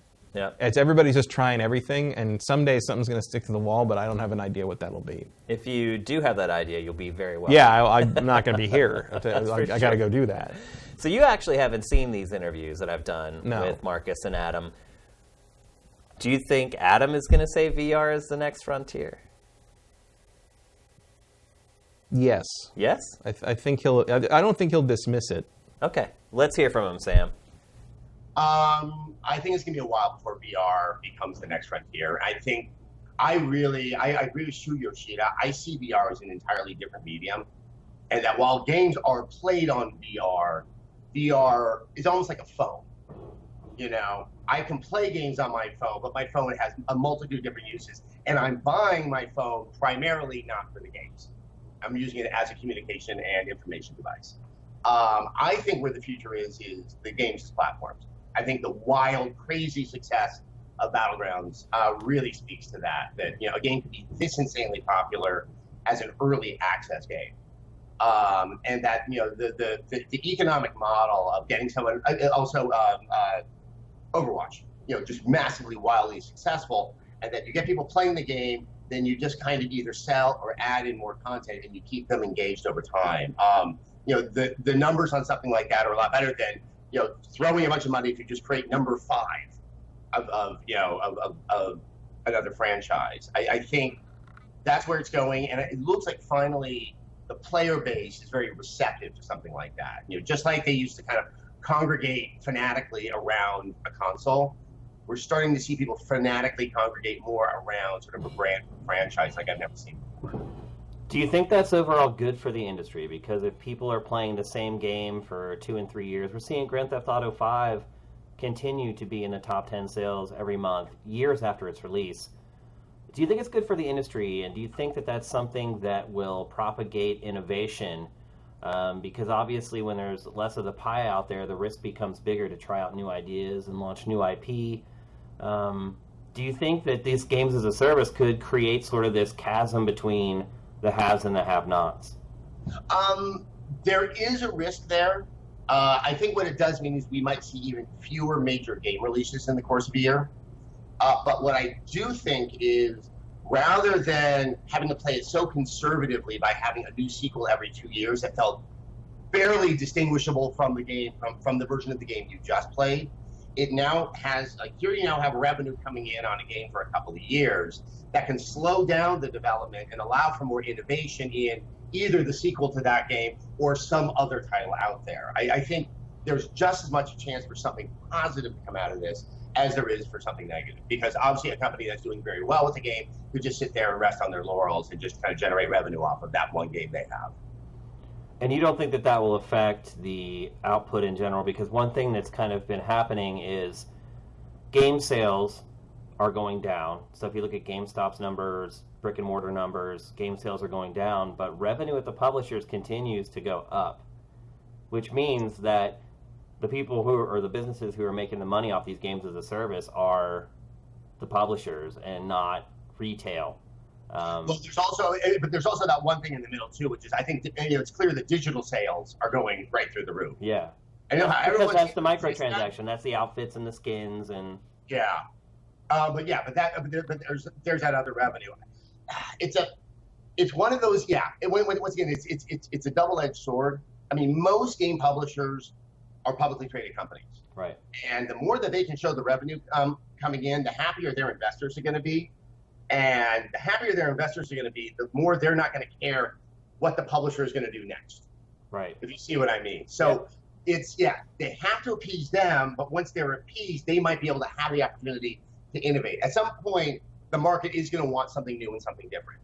And it's really sort of up to the publishers to have kind of to be able to see into the future somewhat and to be able to invest in something that might actually find that market. So, I mean, that's what I think is always the toughest thing about games is you're working on something usually 4 years before anyone's going to play it, and you're trying to guess what people want to play 4 years from now. Right.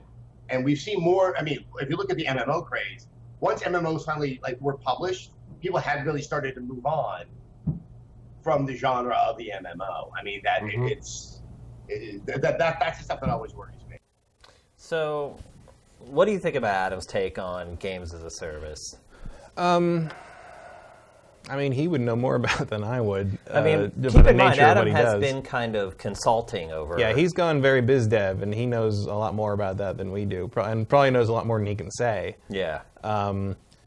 So I'm sure he's right in that regard. But he did bring up a great point that the average consumer, or even the core gamer, probably doesn't even think about is that, yeah, it takes 2 years to make most games, but there's so much more that goes into that game before they start developing it. So he's right. It's like you're trying to predict the future 4 years in advance. Right, and then you get things like where you're asking about, like, well, how come no one's stolen PUBG's ideas? Right. And it's like, because it takes a while to get all that stuff off the ground, and who knows when they started working on that, because that's an Arma mod. Yeah. So like now that's the new hotness, but if you're like gonna, let's say you're Activision and you're like, oh, we should put a mode like that in Call of Duty. So what's the first Call of Duty you could get that in? Next year's? The year after? Yeah.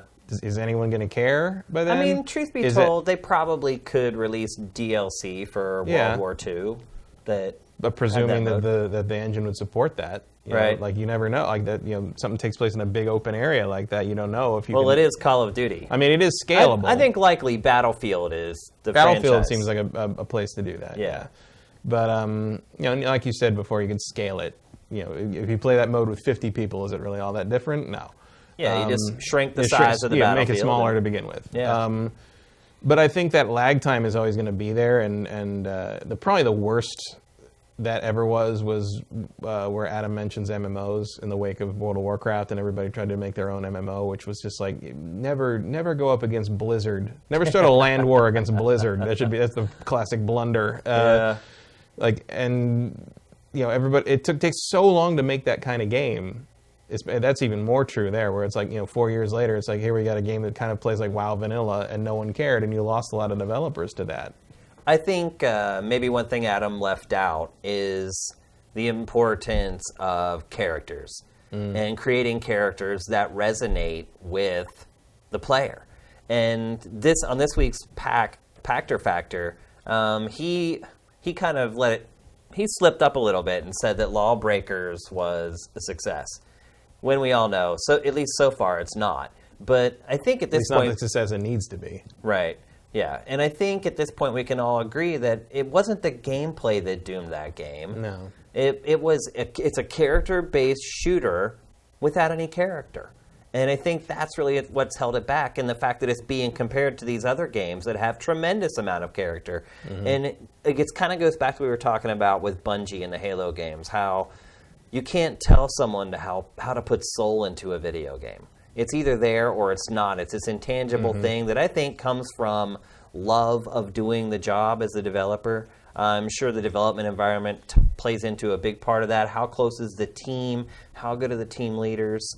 I think all that plays into it, and that's something that you can't just snap your fingers and create. So I think that's what a lot of people miss with games as a service, and the most successful ones. Even like, we were seeing some footage of Rainbow Six Siege there.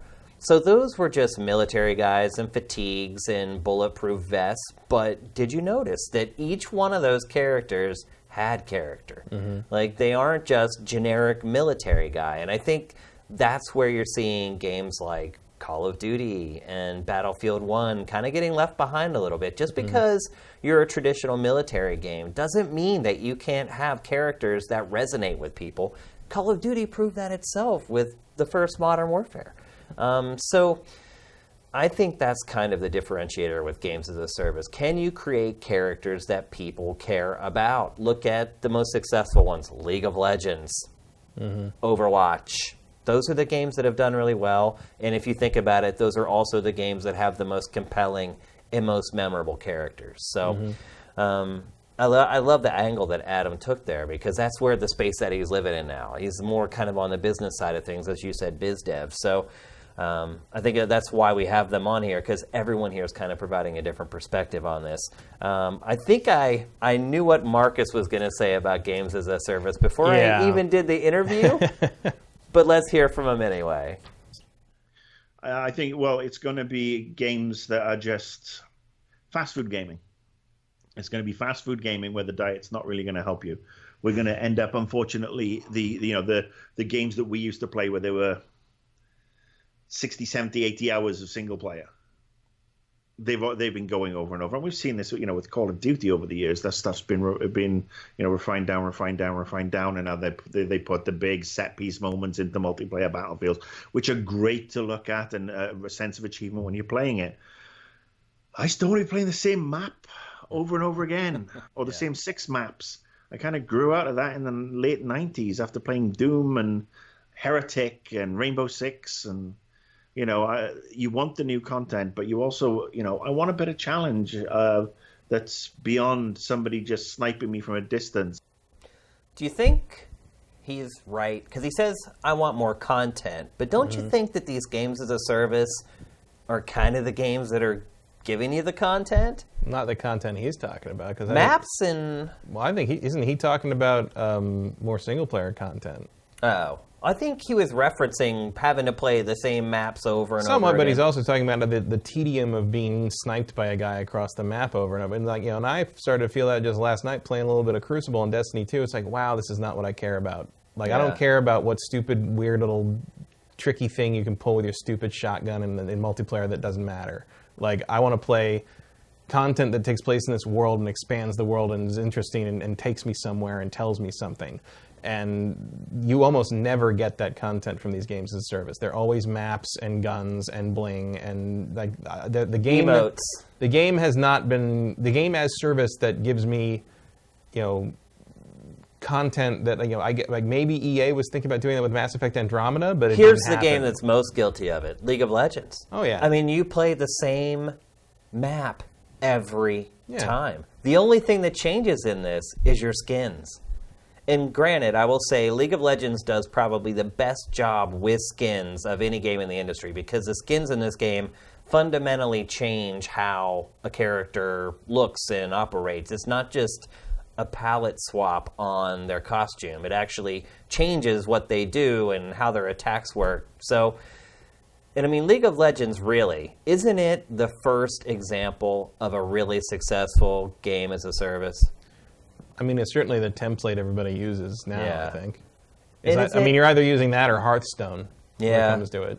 And does it really come down to the game being free? I mean, obviously Overwatch costs money. But I feel like this whole subgenre, for lack of a better term, was kind of birthed in the whole free-to-play market. And in some cases, like the mobile market. Yeah. I mean, I think there's a lot of crossover there. Yeah. I can't really explain why League of Legends just, I guess, has a compelling method of play, and they get you, of the... It's really deep. It's yeah, really what and it comes of down the to. big Yeah. Dota clones, they all... I think League of Legends had the characters down first. Yep. I mean, the first time I heard about League of Legends was at PAX Someone cosplaying years ago, probably. and it was like, I mean, the game was just starting to get big, and all these people were walking around in these costumes, and none of us on the XSplit team knew what they were. I'm like, Yeah. and everyone's, because the usual way when we would be walking around somewhere like PAX or a convention or something, people would see people cosplaying, and someone would turn to me and say, "Who is that? Like, what is that?" Because I'm Right. the one who knew all that stuff. No, that's like our And I'm like, camera- I have no idea. I have no idea who the winged woman with the baking pan, like the cookies is. And like we started asking people, what are you? And they're Yeah. like, oh, I'm Morgana from League of Legends in her baking outfit and stuff. And I'm like, I don't know what that is. So we went over to the Riot booth and we're like, who are you? And like that's how we discovered League of Legends, was people dressed up as all these characters. And like, I know that like it's kind of common now, especially that like people are dressing up as characters in games before the game's even out. Like, Yeah. it's a very thing.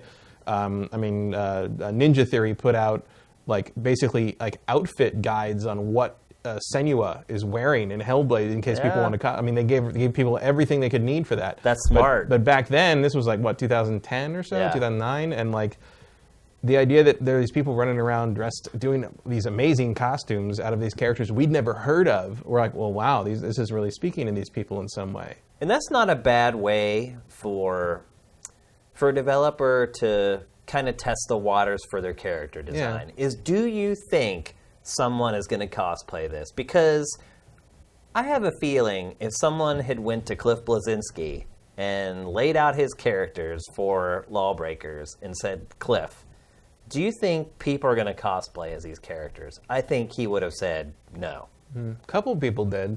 I'm sure But it's someone like- is going to, but I mean, someone will dress as anything. Right. But in terms of like, there was a critical mass of League of Legends characters at PAX that year. Yeah. Like nothing I'd ever seen of a game I'd never heard of. Yeah. Like that was a new thing to me. Mm-hmm. Obscure Japanese games, whatever, okay, fine. But like this game I had never heard of, and you look it up, it's like, oh, millions of people are playing this game, and it had just been a corner we hadn't been aware of. And that was amazing to me. That was a big revelation. That was when I really thought like, oh, stuff's changing. Stuff's Yep. really changing. And you never know. Like character design is an intangible thing that's hard to nail it down, and there's no objective correct or incorrect to it. It's just something sings or it doesn't to a certain audience. Like I think as laughable as a lot of the character designs in Battleborn are, I think a lot of them are more memorable than Lawbreakers. no, way more. Yeah, And- even though you compare it to Overwatch, which we're Right. seeing right now. Like and it's that, a I don't think is joke. right. But in terms, like I still know I could draw a vague picture of the giant guy with the tiny head from Battleborn, Or the mushroom-headed or the guy. mushroom-headed guy, or whatever, way better than I could anyone in Lawbreakers. I don't, With you 1,000,000%. Totally. and that's like, and I don't know how you focus test that. Like sometimes that's just something you don't know until it gets out in the world. And Well, is it one of those things where you say, I know it when I see it? Kinda, yeah, but like. Can't tell you what it Maybe, is, but I maybe know it when I see Cliff it. and the Boss Key guys thought they did know it when they saw it. Maybe that Yeah. was appealing to them, and like you can't fault them for that because it's their opinion on it. It's Well, like if you they- can fault them for it. I mean, they developed the game, and if they Right. make characters that people don't care about, it's their fault. It is their But- fault, but it's like, how do you predict that? Well, you lot get of an focus artist who testing, has a but- track record of creating characters that are memorable. Mm-hmm. And, it is what it is. Water under the bridge at this point. Oh, Lawbreakers isn't dead yet. I don't know. It was down to 500 I did see that. That was concurrent yeah. players on PC. And don't forget, Matt, PC was the platform this game was marketed on pretty much until the end. Do you think, because a lot of there's been like Kroby Cat and those YouTubers kind of like throwing Cliff's old words back in his face on it. Do you think that was a factor, like his dismissal of the PC platform and then attempt to return to it? I Or do you don't think so. Like I feel like that's not widely known enough to explain this. I think it might, and we'll get to this here in a bit, but I think that might be an example of the new influencers kind of throwing the rotten apple into the barrel. and then that kind of spreading like a virus. I mean, I honestly don't know why the game is done so poorly. I still love to play it. I think it's really fun to play. Yeah, I didn't buy it, but I did play the beta, and it's fun. I mean, it's too much. The learning curve is big enough that I know I'll never be good at it. Yeah. But I certainly feel that it's a good game in there. Yeah. It's great to play. I love it. But again, the characters. It feels good to play. Yeah.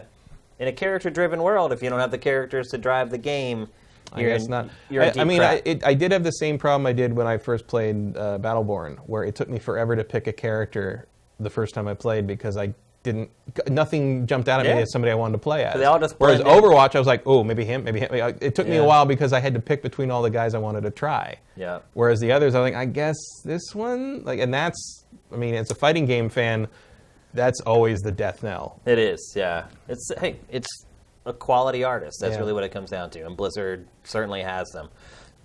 So the next question I want to ask these guys is about what is undoubtedly the biggest story in video games this year at this point. I don't think anyone can deny it. PlayerUnknown's Battlegrounds had sold 8 million copies at Gamescom. Yesterday, about a week and a half or 2 weeks later, it was announced it had sold 10 million. It's hitting Minecraft. No, it is. Minecraft critical mass. It is, basically. without a doubt, the story in video games of 2017, and I honestly can't see anything else happening for the next 4 or 5 months that could trump it. It's insane. And as two guys, both guys, by the way, who have played shooters, Marcus especially, he's been a shooter player for a long time. He's fallen off a little bit in his later years, but seriously, like I know, but it just sounds like you're he's really old You're or writing his whatever. biography already or something. I just know him really well. Yeah. And he had kind of started weaning himself off shooters back in the Invisible Walls days.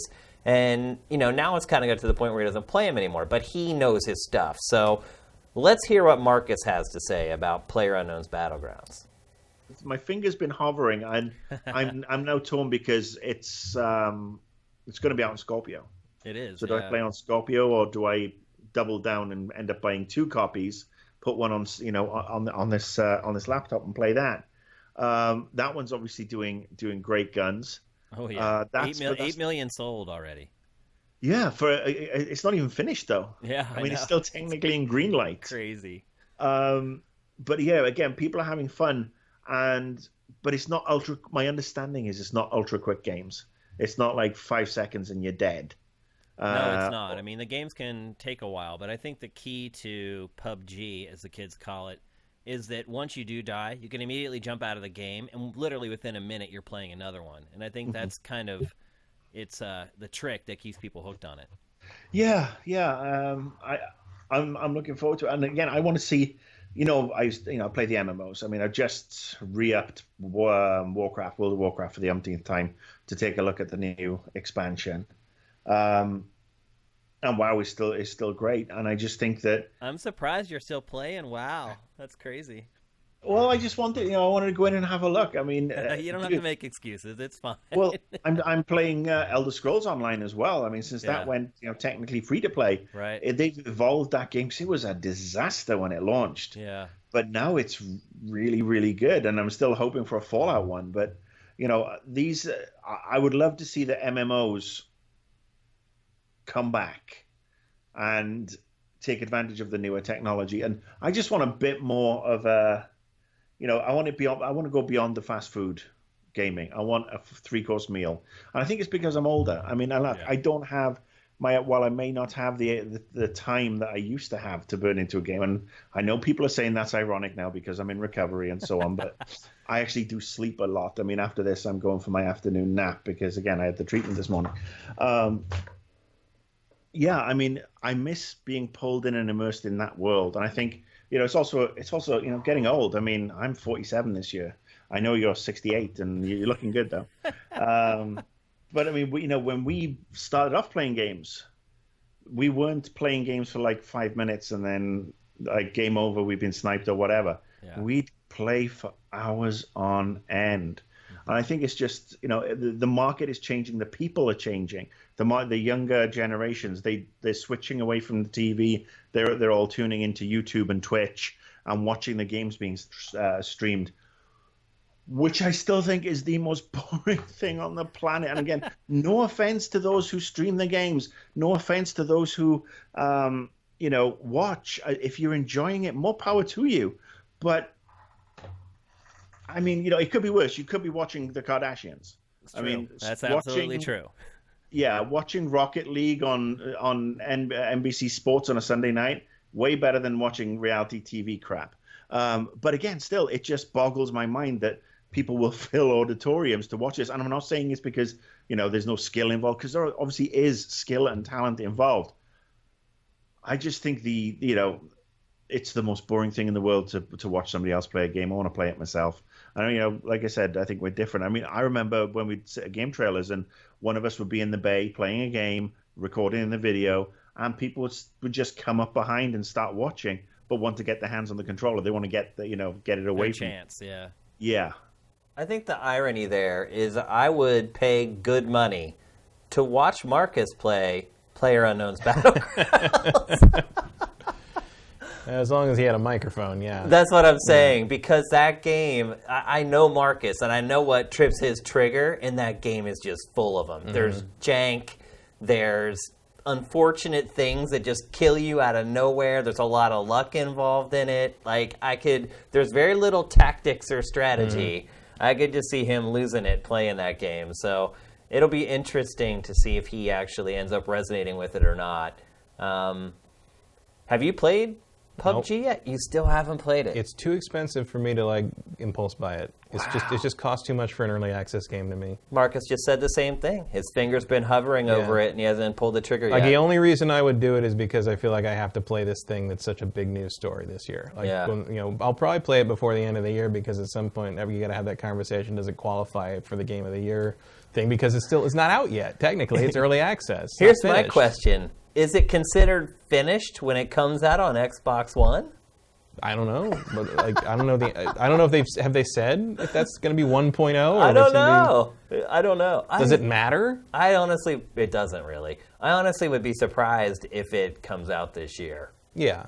Well, it has a ways to go, especially if you watched anyone try to drive a boat. Oh, I know. In it, it's I mean, the game is janky. It's a lot of people are talking about. But do you wonder let's say they get around to doing the whole fix, and they fix everything. It works beautifully, and it's like AAA quality. Does that rob it of part of its charm? Maybe. Part of its appeal, especially as a spectator sport, for lack of a better term? I don't know. Is part of why people like watching this game is because of how crazy and janky and unpredictable it can be? I guess, but I think if that were the case, then they wouldn't have bothered putting in clamoring animations and because when I first started playing it, you couldn't climb over anything. Mm. You had to find if there's a little wall that was 2 feet tall around a house. You couldn't jump over that wall or climb over it. N64 style. Right. You had to walk around and find the gate to get into the courtyard. Well, apparently that was totally acceptable in Vice City. Yeah. That was a long time ago. Which to this day I have the argument with people Vice City's the best GTA. I'm like, no, the best GTA of that era is San Andreas, because you could hop a goddamn fence. Yeah. But you don't die in the water.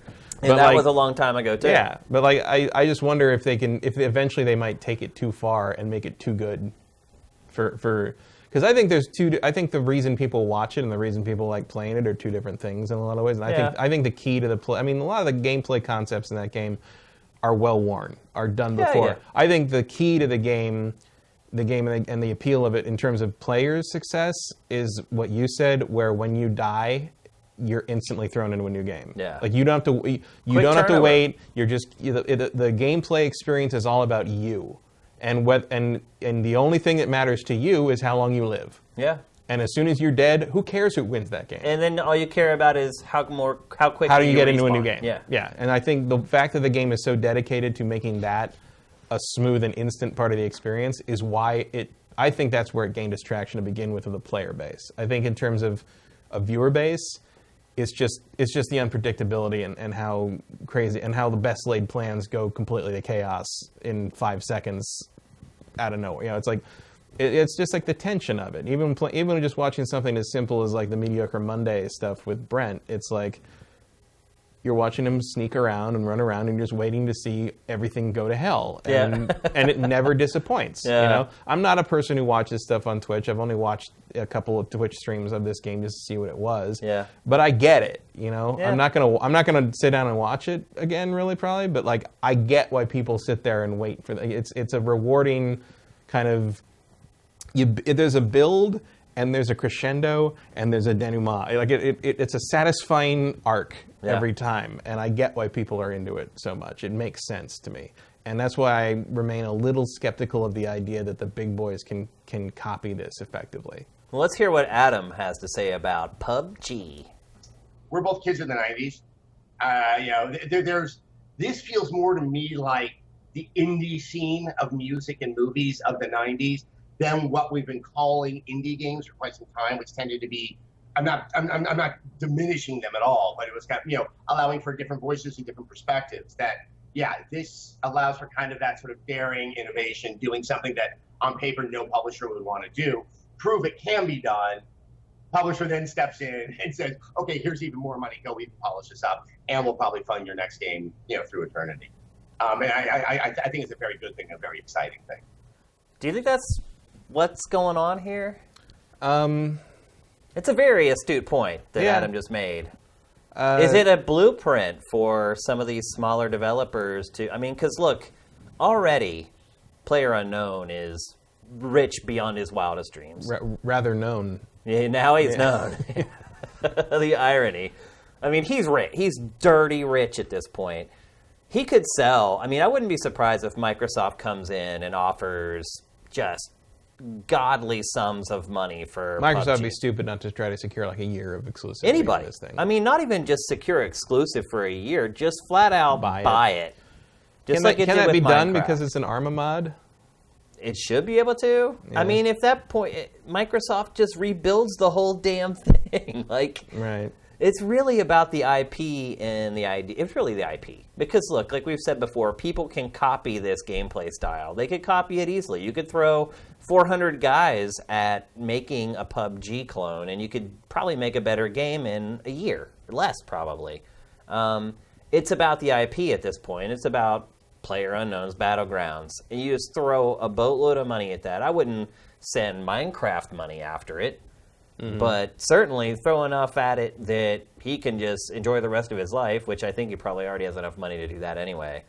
But double that so you can enjoy 2 lifetimes of money and take this franchise. Because, going back to our earlier discussion, this is Microsoft's problem. It does not have games that people want to play that you can only play on Xbox. And I just think it would be missing a huge opportunity if it didn't. It would It be a already real has its smart hooks one. in now. Like, it has the relationship. He feels good working with Microsoft already. Just go in for the kill at this point. But Yeah, I mean, if I were Microsoft, I'd throw whatever I had to at it to get it.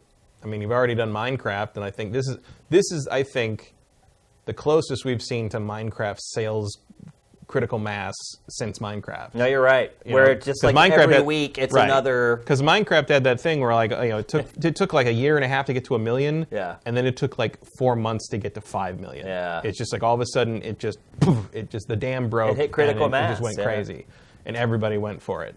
And this is almost even more impressive because this thing costs twice as much as Minecraft, I Yep. think, or more, $10 more maybe. I can't Yeah. remember. Is this 30 or 40? It's $30. Okay, so Minecraft was 10. Right. And then it later At became first, 20. yeah. At first it was 10. I bought it for 10. I Yeah. remember when it hit the beta. On that janky website that they Yeah. were selling it on. So this one's $20 more, and it's Yeah. still selling like that. Yeah. And it's like, and it's not even done. Yeah. Now it was Minecraft, but like,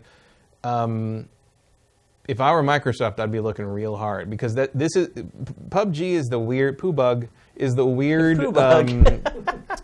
It's the weird, unique moment where it's like, here's a thing that you can play on PC. It started on PC, but you can't play it on console. And so to capture the people who want to play this on console, that's your move. Whereas, like, because it's one of the few moments you're not going to have to share that with Sony by default. Yeah. So I think you're right that like this would be a big feather in the cap. It's a huge opportunity That for that Microsoft. hits an audience that I think, even though it's also a shooter, I think hits an audience that's very different from Halo and Gears. And to Adam's point, kind of the whole process of this game becoming a success. This guy building it, going into early access, doing really well, and then the sharks coming in to buy the company or buy the game. It is kind of interesting, and it's something you haven't really seen all that much. I mean, it's Minecraft. Minecraft and this is kind of it. So I think this definitely establishes the idea that if you have an idea that sounds crazy, but you can execute it properly, and you know it's a winner. I mean, this guy clearly knew there was something to this. Well, if you remember at Gamescom, they asked him what it is about the game that's made it so successful, and he just flat out said, I have no idea. I love that. Yeah. Because a lot of people would be like, well, I knew all along. It was just doesn't matter if we got our break. Well, it's like the whole thing, like you sit in meetings about like, oh, we're doing this thing, and how do we get it to go viral, and who do we do the tweet, and we'll get these people to tweet this and that. But the truth is, you can't control that. No one can control something blowing up or going viral or getting huge.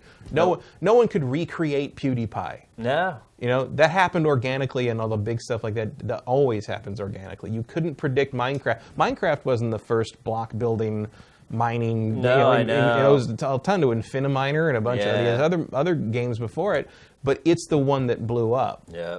And you can't predict that. No. You got to start the spark. Yeah. Someone has to start the spark, and then you just got to pray. Yeah. That little gust of wind comes along. It's also why my cynical answer to why haven't other shooters jumped on the PUBG idea faster is my cynical answer to that is who cares? Yeah. Because PUBG already did it. Yeah.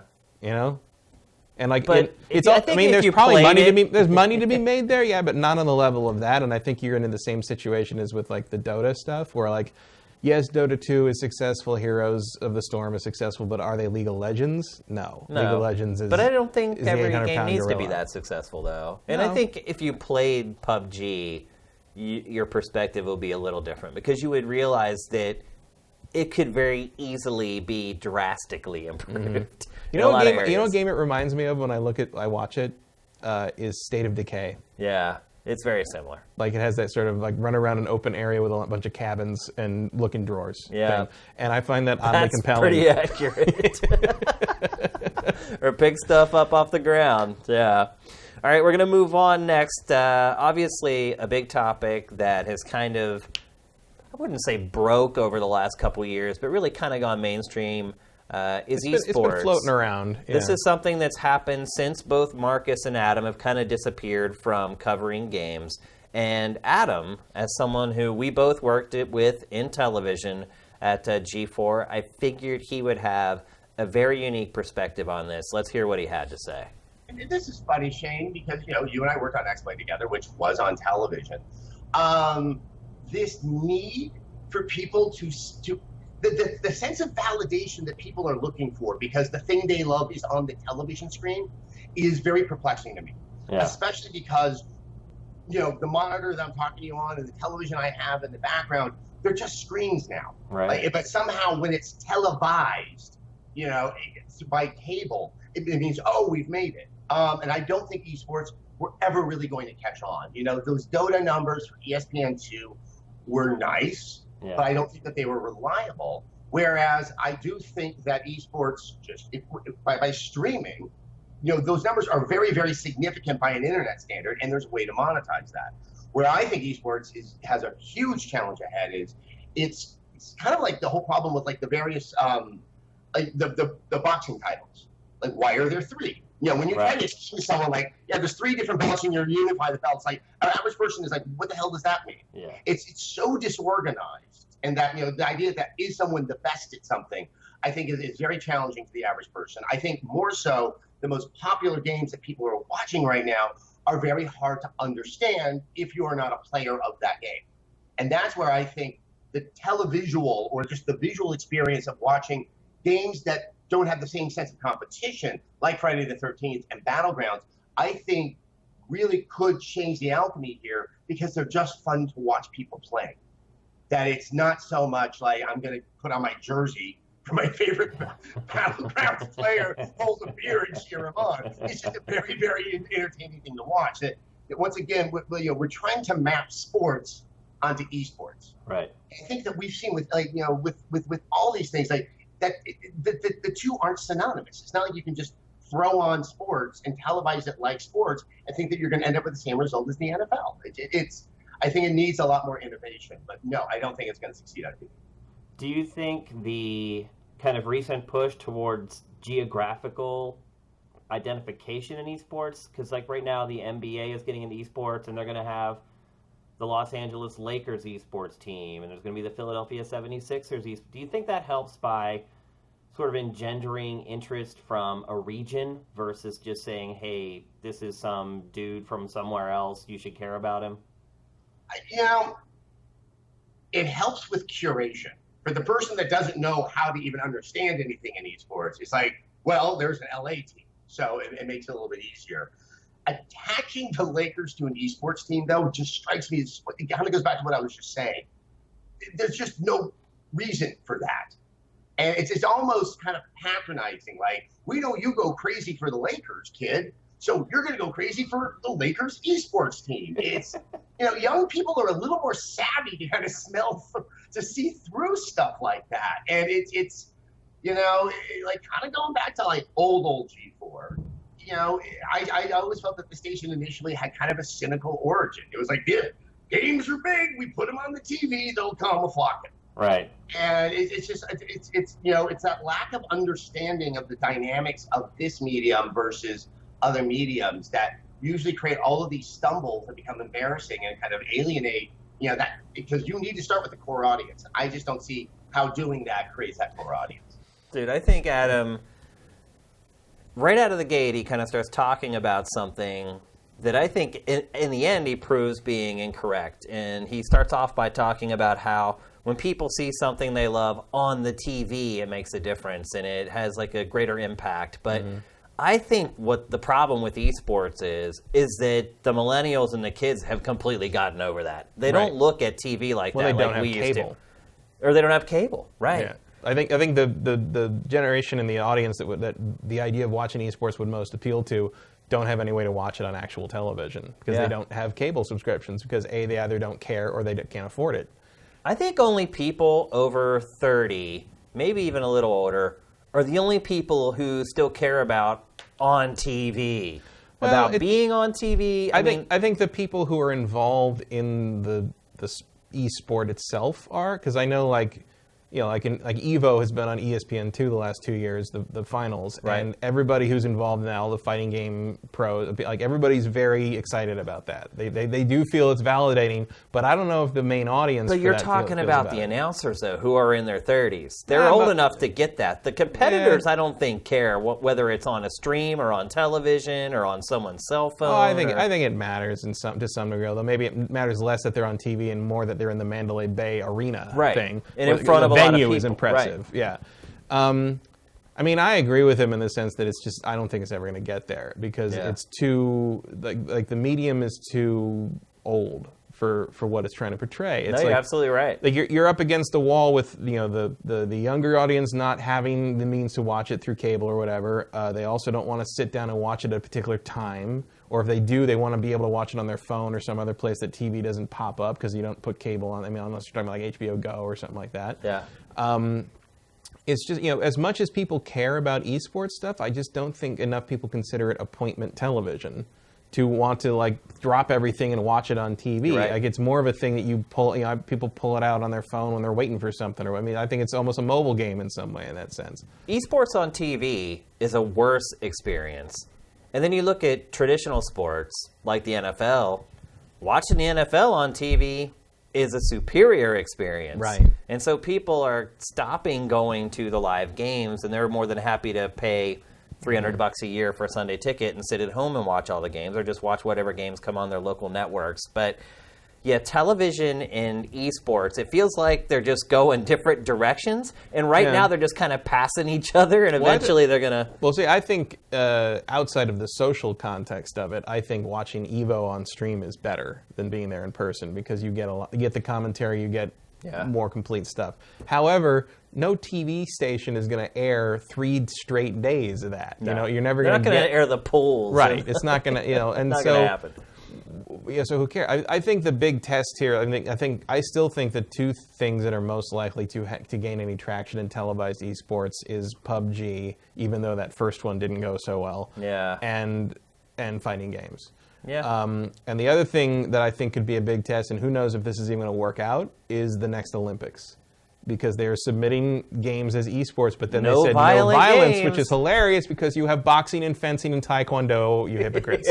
Of course, yeah. But again, like I think an argument can be made if you need to sneak something in there and they won't let you put PUBG or Overwatch or something, like you could probably get away with Street Fighter. Maybe. Because they have taekwondo. It's violent, you could be like, yeah, but they have boxing and taekwondo. I hear you, but I hear you. Like that's the argument I'd go for. I agree with you. Because otherwise, what is it? Competitive Candy Crush? Like what fake. It's not real. They're not real people fighting. Yeah. You're also not shooting at real birds in the biathlon. Like I don't know what to tell you. But here's man. another example. But I think the way older people running something that they don't get. Right, but all you need to do to get the Olympic Committee on board is show them the money. That's it. Going back to what Adam's we were answer talking about previously. earlier. But I think putting something like, and people will freak. It was like the Olympics is like, look, as long as like target shooting is a sport in the Olympics, you got nothing. Yeah. I mean, when the Olympics started in the early 20th century, chess was an event. Yeah. So there's precedent. It doesn't have to be something that you have to have like. I mean, people say, oh, if you don't sweat, it doesn't matter. It's like, well, no one's sweating in the target shooting competition or the archery competition. But it still takes a level of coordination that I don't have. Precision, skill. I couldn't get up and do that. And in the same way that I couldn't get up and win that archery competition or win that target shooting competition, I also could not win that Dota competition. No, you're right. Because that is a physical skill that I don't have. And maybe you need to have played it to understand that. But like... It would be interesting to me if they actually get traction on that as a test sport in the next Olympics, how you present that and how you contextualize that along with the other Olympic events, assuming the Olympics even have any respect left by that point. That is going to be a very interesting situation to see if it could be accepted and if someone can figure it. Because like I always assuming bring up, that a city will actually take the Olympics at that point. Oh, I mean, they got them. The new one, and LA's got them. Was it 2024 or something like that? I think by the time our lives are up, the Olympics are going to be in deep. Oh, it'll be only so. Well, the problem has been for the last few that they've been targeting kind of developing countries, and there's no excuse for making a developing country spend that kind of money on infrastructure that's never going to be used again. Go look at what the Rio like facilities look like now. They look like they've been abandoned for. They look like you could play PUBG in them. And it's been like a year. Yeah, they look like a new PUBG map. You're right. Basically, it's like everything's just broke down. But like LA's got the infrastructure to do it. LA's got a concentration of tech. LA's got a concentration of esports athletes that could put on a show if they got a chance at that point. It's going to be interesting to see if anybody decides to take the bait on that. I don't know if that's possible. I don't know what games you would focus on for that. But if the money's there, it could happen. I think the main problem is like who's going to watch it. Yeah, not me. No, probably not. I mean, I'll probably watch if Street Fighter gets in the Olympics. I'll watch that. That's about the only thing, though. That's the only way I'd watch it. But I probably wouldn't watch League of Legends Olympic event. And I play League, and I probably still wouldn't watch it. I just wouldn't. So I know you guys can't wait to hear what Marcus has to say about esports. Also, contrary to what Adam said there, I'm pretty sure no one who founded G4 ever said the word a flockin'. No. I can't see Charles Hirschhorn saying that. Nope. All right, let's hear from Marcus on esports. I would, and look, and this is somebody, again, who finds esports incredibly boring. I think TV needs esports more than esports needs TV. That's a good point. I think the networks know that, especially in the US, viewer figures for the NFL are in the toilet. People are getting quite sick of watching, when you know what's going on with the players who've got concussions, and you see all the bullshit with Kaepernick where he's getting, kicked out or blackballed, if you will, or whiteballed because of his protests. And then there's guys who beat the crap out of their girlfriends or wives who just get 6-week suspensions. People are getting tired of that hypocrisy. People are tired of how much everything costs for a jersey, for a game day experience, if you can even get a ticket without going to, a tout. And if you're watching it on TV, you have to buy the NFL package. Yeah. And, it's people are moving to look to other things. But, I mean, the beauty of, our society today is that this generation that's coming through that are watching Twitch they are perfectly happy doing that on their iPad. They don't need perhaps the big screen experience that we like, where I've got my 70-inch TV and my surround sound so I can watch Liverpool tonk Arsenal 4-0 on a Sunday morning. You can watch your beloved Steelers. They don't need that. Yeah. They're perfectly happy to be on the smaller devices, have a more intimate thing, and react to, and interact with people as they do it. Do you think that's really the rub with esports on television, is that it lacks that interaction because you don't have sort of that built-in chat with the community right there? Which is a good thing, because the last thing you want on your television network is somebody saying, "Show us your tits." Yeah, I mean, that's something that broadcast will never be able to offer, right? Because of that very reason, everything needs to be screened before it goes to air. Yeah. Well, I also think that while again that I understand why people want that level of interactivity and connectedness, I don't think it's necessarily a good idea, because we've seen what's happened. We've seen what's happened in the games industry in general, and then how that's become a microcosm of what's affected, Britain and the US, and certain sections of the world over the last 18 months to 2 years. When people without knowledge or experience, or dare I say common sense, are allowed to voice an opinion, they will go to the lowest common denominator. They will harass somebody to say, "Get your boobs out," or they call somebody a homophobic slur or racial slur, just to get a reaction. Attention, yeah. Yeah, and I honestly, there's a reason why I did my own little podcast for a while called No Comments Allowed, which I put on SoundCloud. And that was the idea. It was me talking about something I knew a lot about, passing my opinions on something I knew a lot about, opinions that have been curated over a 25-year period, quarter of a century. Yeah. And then no comments. I'd interact with a couple of people over Twitter or whatever, but I didn't want anybody coming in there and just bitching and moaning. I just think that, I've said this before, the advent of the internet has given people a voice. But what we have found is that voice, on a lot of occasions, deserves to be silenced. That's great. Marcus really nailed it right out of the gate, though, when he said, TV needs esports more than esports needs TV. That was... Like, TV is generally struggling to find a reason for people to watch it. Yeah. Especially with, like, the way you've traditionally kind of detected how well something's doing. Like, the Nielsen rating system doesn't work anymore and hasn't worked for a very long time, but no one changes it over. The Nielsen system has the ability to see what every individual television is watching if you wanted it to, but no one does it because of privacy concerns, as though what you're watching is some kind of a secret. But unless you're watching the Spice Channel, I don't see what the problem is. But does that channel still exist? I hope not. That's reaching back into the 90s a little bit there, but I hope somewhere it does. It does. Somewhere. Romania or something. Yeah, it's like how G4 Tech TV still exists in Canada. Yeah. But God knows what they run. But they're still there. There's little satellite dishes with the logo on them still. It's really weird because it was only ever called G4 Tech TV for like 3 months. Yeah, very briefly here, but the name stayed in Canada for some reason. It. Very weird. So the last topic that we're going to discuss, no big surprise. We're all people who have worked in games journalism at various levels and locations and publications for decades now. And I think it only makes sense for us all to kind of discuss together, with these two guys via pre-recorded interviews about where games journalism is headed. Adam, and I will say these interviews are edited, and eventually I will put up the full interviews with both these guys, and they're worth watching. Marcus talks a lot about his physical issues he's had, his health issues.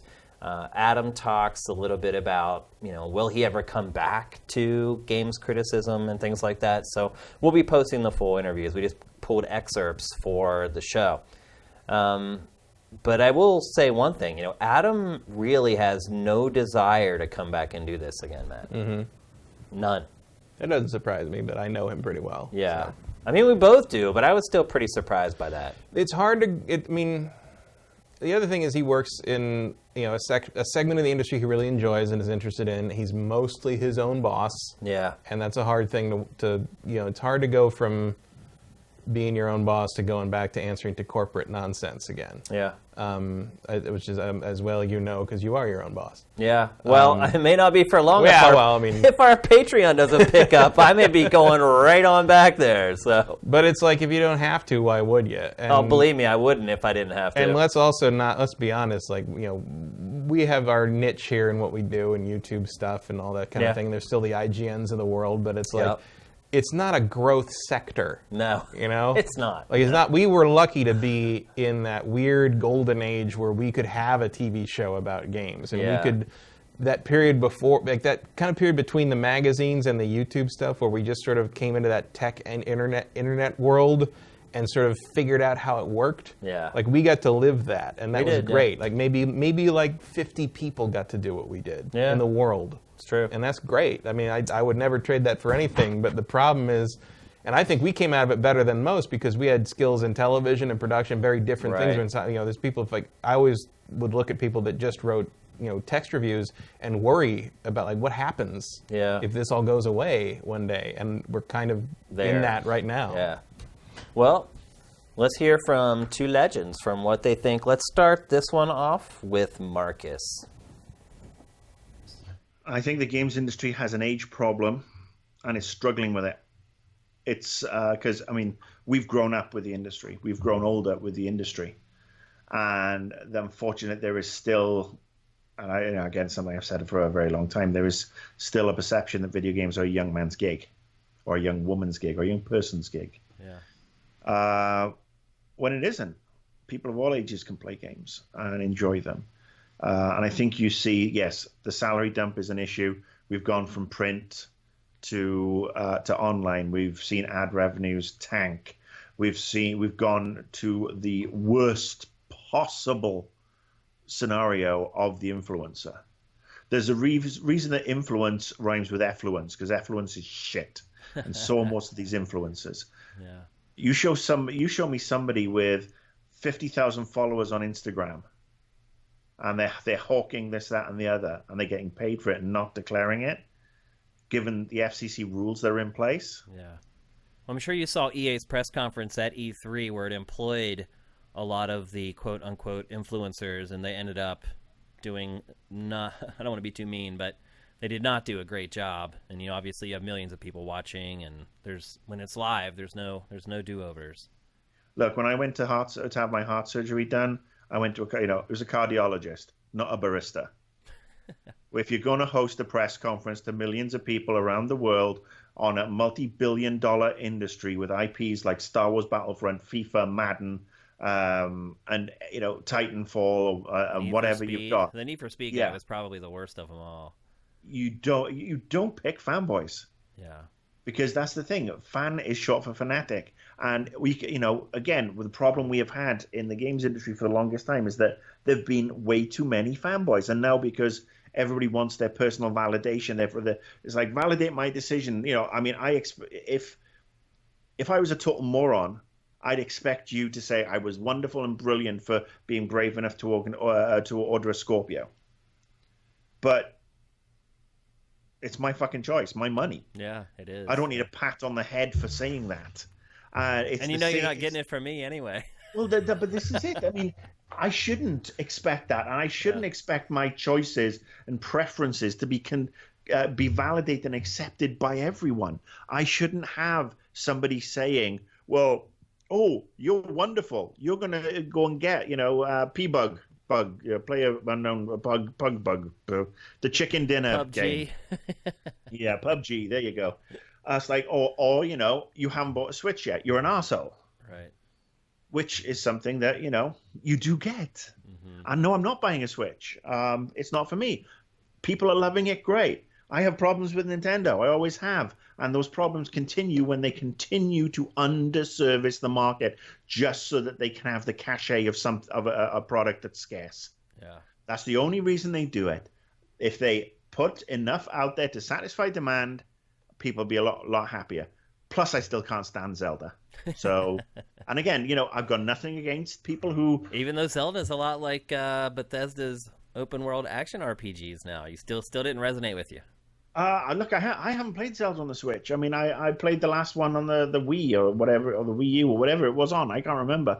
But I mean, it's just not my cup of tea. I know you are a huge Zelda fan. Yeah, and I honestly didn't. I did not like the new Zelda as much as most. I liked it a lot and thought it was good, but I feel like once it changed genres, it was held to a different standard. And for me, comparing it to the best open world action RPGs in the genre, to me, it fell short. I think a lot of people were looking over a lot of flaws because it was Zelda and it sort of had that paint on it. Well, I think that is still an issue. I mean, we touch back to that fanboy issue.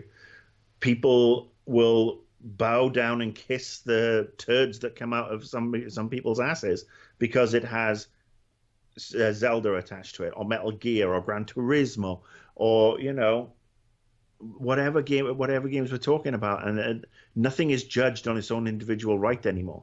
I mean, I got caught up in it. Fallout 4. I loved Fallout 4 when it first came out, but then I started to realize it wasn't as good a game as I hoped because it didn't have a lot of the options that Fallout 3 and New Vegas had. Yeah. And that's we're all guilty of that. But I think that if this industry is to evolve, it has to do something that the rest of the planet hasn't been able to do, and basically start giving people, getting a consumer base that's actually quite respectful. I'm not going to call somebody a dick because they're a Zelda fan. Right. Marcus from maybe 6 years ago might have because, I played it, I just couldn't see it. Yeah. But I've got maybe grown up a little, God forbid. But I respect that people do enjoy these games. The same reason they do enjoy Final Fantasy, which, the last one to me looked like the Backstreet Boys on tour. Yeah. I not my cup of tea at all. I mean, like I said, I finished with 8. I loved 8. That was it. But I'm not going to slag you off for playing Animal Crossing, even though I tried it and it bored me to tears.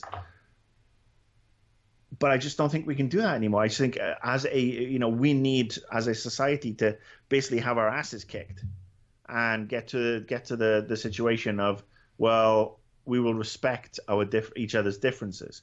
Unless you're a Nazi. If you're a Nazi, you can go fuck yourself. And here we go. This is where it'll be, Marcus Beer brings politics into it, blah, blah, blah, blah, blah. Look, if you're a Nazi supporting, all the crap the bad crap that went on in Charlottesville, and you want to have your little right-wing marches, 10-1 you're a Gamergator as well. So do us all a favor. It's not about ethics. It's about you being wankers. But look, we've got to grow up as an industry. We've all got to grow up as an industry. We've got to grow up as a society. We've got some great games coming out in the next 12 months. I mean, we got the new Red Dead. Yeah. Finally, we got a new Red Dead. Yeah. I mean, and it's ironic that I still think that the best game of the last 5 years was the last GTA. Yeah, I mean, it's still the top-selling game all these years later. I'm playing GTA Online. I'm going in and now they're actually doing a sort of an update that's going to make it kind of player unknown Battlegrounds, PUBG. Yeah, it just launched yesterday actually. Yeah. And I mean, that's great because they keep on going and doing this. And I've gone in and I still think that's the best game of the 5, maybe even the best game of the decade. I mean, beating out, some of the others like the Fallouts and Skyrims and sales-wise, it's not even close. I mean, it continues to be in the top 10 every month because it's a fantastic game over and over. Yeah. And look, I mean, I came late to the Red Dead party. I really did. I mean, Redemption was the one that I played, but I played after watching you guys playing it over and over, and I really began to enjoy it. So yeah, the new one is going to be great. We've got a bunch of cool indie titles coming, which are going to be a lot of fun for people. I've got hopefully my Crackdown. Got a new South Park game. That's right. Yeah, I'm excited for that game. Yeah, Fractured Butthole. I mean, look, if you haven't played Stick of Truth, by the way, if anybody out there has not played Stick of Truth, I just replayed it all the way through for like the 3rd time. I've done once on PS3 and now twice on PC. And this time I actually went and made sure I got a walkthrough and got all the fun little bits. But it's still just one of the best written games. It is, yeah. And it just goes, that's great licensed content. So I know there's people who are going to be pissed that I don't like Overwatch or I don't like Hearthstone or I don't like I don't want to get into, and it's not a question of not liking. They don't appeal to me. They're not my cup of tea. It's not, I don't hate them, but they're not my cup of tea. I mean, Fortnite is another one, Paragon, and more power to these people who are doing this stuff. But am I interested in Destiny 2? I played the beta. Felt like Destiny to me. Yeah, I thought the campaign was a lot better than the first Destiny, though.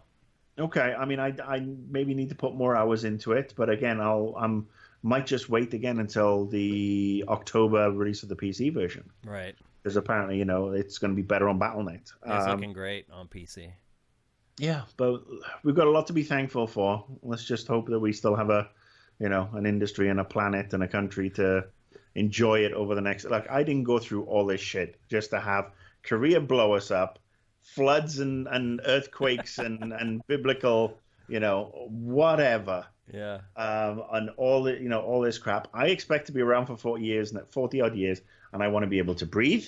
I want to be able to eat, and I want to be able to drink water without having to sort of like drink it from my ankles because I've developed webbed feet. So we just need to get with the program. Well, there you go. The return of Grumpy McGrump. So he thinks games editorial will not go away? I don't know. I don't know. It sounds like he has bigger concerns. He certainly does, yes. That was, I mean... You can't have a games journalism world if there's no world. That's a good point. Yeah. That was the first time in the whole interview where Marcus went back to his old form. Annoyed Gamer. That was some vintage Annoyed Gamer action. It was, yeah. And he was called Grumpy McGrump on Invisible Walls before he was anointed the Annoyed Gamer. So...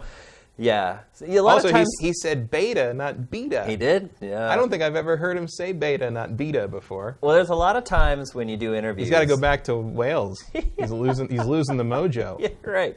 There's a lot of times when you do interviews and you realize they're flying off the rails and they're not answering the question. And I realized it pretty much immediately, but I just saw Marcus take flight. Right. And I was just like, there he is. He's like that little eagle that you raised, and then he just takes off and flies. And I was like, I'm just going to let him go. So there you go. You guys have been waiting to hear Marcus. He just heard him. A true return. Yep. And Adam has a more traditional answer to the question about games editorial. Let's hear what he had to say. I don't see it headed to a very good place. It's less the issue with the influencers. I'll get back to that in a second, but you're right. It's that, and this is happening in the press, because we're seeing New York Times, which I think is doing well, still having to lay off workers. Yeah. And that, we're constantly hearing about the pivot to video, which is insane. And so much of that comes from the fact that no one has figured out how to generate ad revenue online. And so the money's not coming in like it once did for all of these sites. And they're having to let go of the senior staff. The real danger I see with letting go of the senior staff is you're bringing in young people, which is good, because you always want to have sort of a new energy and new voices, but you don't have a senior staff to kind of guide them. To kind of say like, hey, when you're young and you're being a critic, you tend to want to show your chops just by attacking everything. Yeah. That by being critical, you can show your ability for criticism. Right. And it takes older people, to sometimes kind of show the way, kind of cool things off. And so I think that's why you see these very sort of fiery think pieces all the time. I think sometimes are a little bit outside of logic. They're so from inside, the most inside baseball perspective. And once again, they're not bringing in a larger audience. It becomes this kind of self-fulfilling prophecy. I think the only solution, people are probably going to attack me for this, is that you're going to start to see less game-centric sites. And what you're going to see is games being covered in more general purpose publications, digital publications, like the Washington Post, like the Daily Beast, something like that, where it's, just like you have the movie section and you have that section, you'll have a section that maybe is tucked into the technology area where you have some, one or two staffers who are ruminating and reviewing games. I don't really see where this goes. I don't blame influencers and streamers for the cause of this. They generate a lot of good audience, but they really are entertainers through and through. And I think they're serving something very different for that audience. There's still people out there that want to learn about games, and they're not going, necessarily to most of the streamers and influencers for that. Streamers and the influencers are just like, they're working in this new medium that I never anticipated, where someone will watch someone else talk for 3 hours. Right, yeah. Video game. But, I mean, the audience is there. Do you think that maybe, and look, I watch entirely too many video game podcasts because it's the nature of Sifted. We have to watch the content before we decide to curate it to the site. So I watch everything. And one thing I've really noticed over the last several years running the site is that you don't get a lot of criticism from the bigger publications. A lot of the bigger publications on their shows, they just kind of sit there and they talk about the stuff that they like, and then they kind of all agree with each other. It seems like the more biting criticism I see is on YouTube. And, you kind of talked about how some of their criticism may be misguided and not as well informed maybe as it should be. But do you think maybe that's why a lot of the younger audience is going to YouTube, is because that's where they actually find some criticism of games and some biting opinions, whether they agree or disagree with it? See, it's interesting because I don't listen to a lot of gaming podcasts. I just don't have the time, and it's not essential for what I do. So I'm just going to take you at your word that you don't see much criticism there. I see criticism on sites, in articles and stuff like that. Right. Definitely people who write for those sites on Twitter who seem to almost have an unhealthy, jaundiced view of what's happening inside of the industry. But kind of to your point, okay, back when I was doing Sessler Soapbox, and my God, this just happens when someone still, God forbid, recognizes me from my days in television. It's like, oh, I love when you did that thing when you would rant about the video games. And, even at G4, if like suddenly the numbers for Sessler Soapbox were declining, they're like, yeah, can you do an angry one?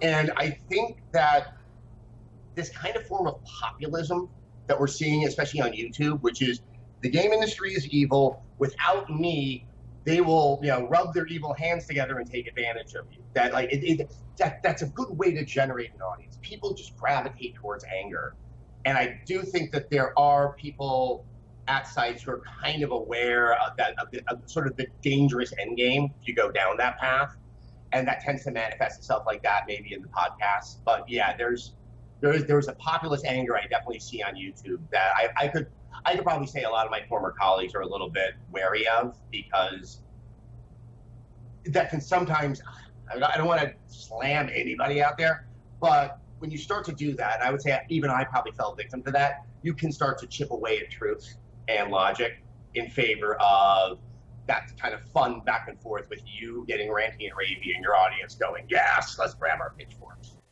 What do you think about that, Matt?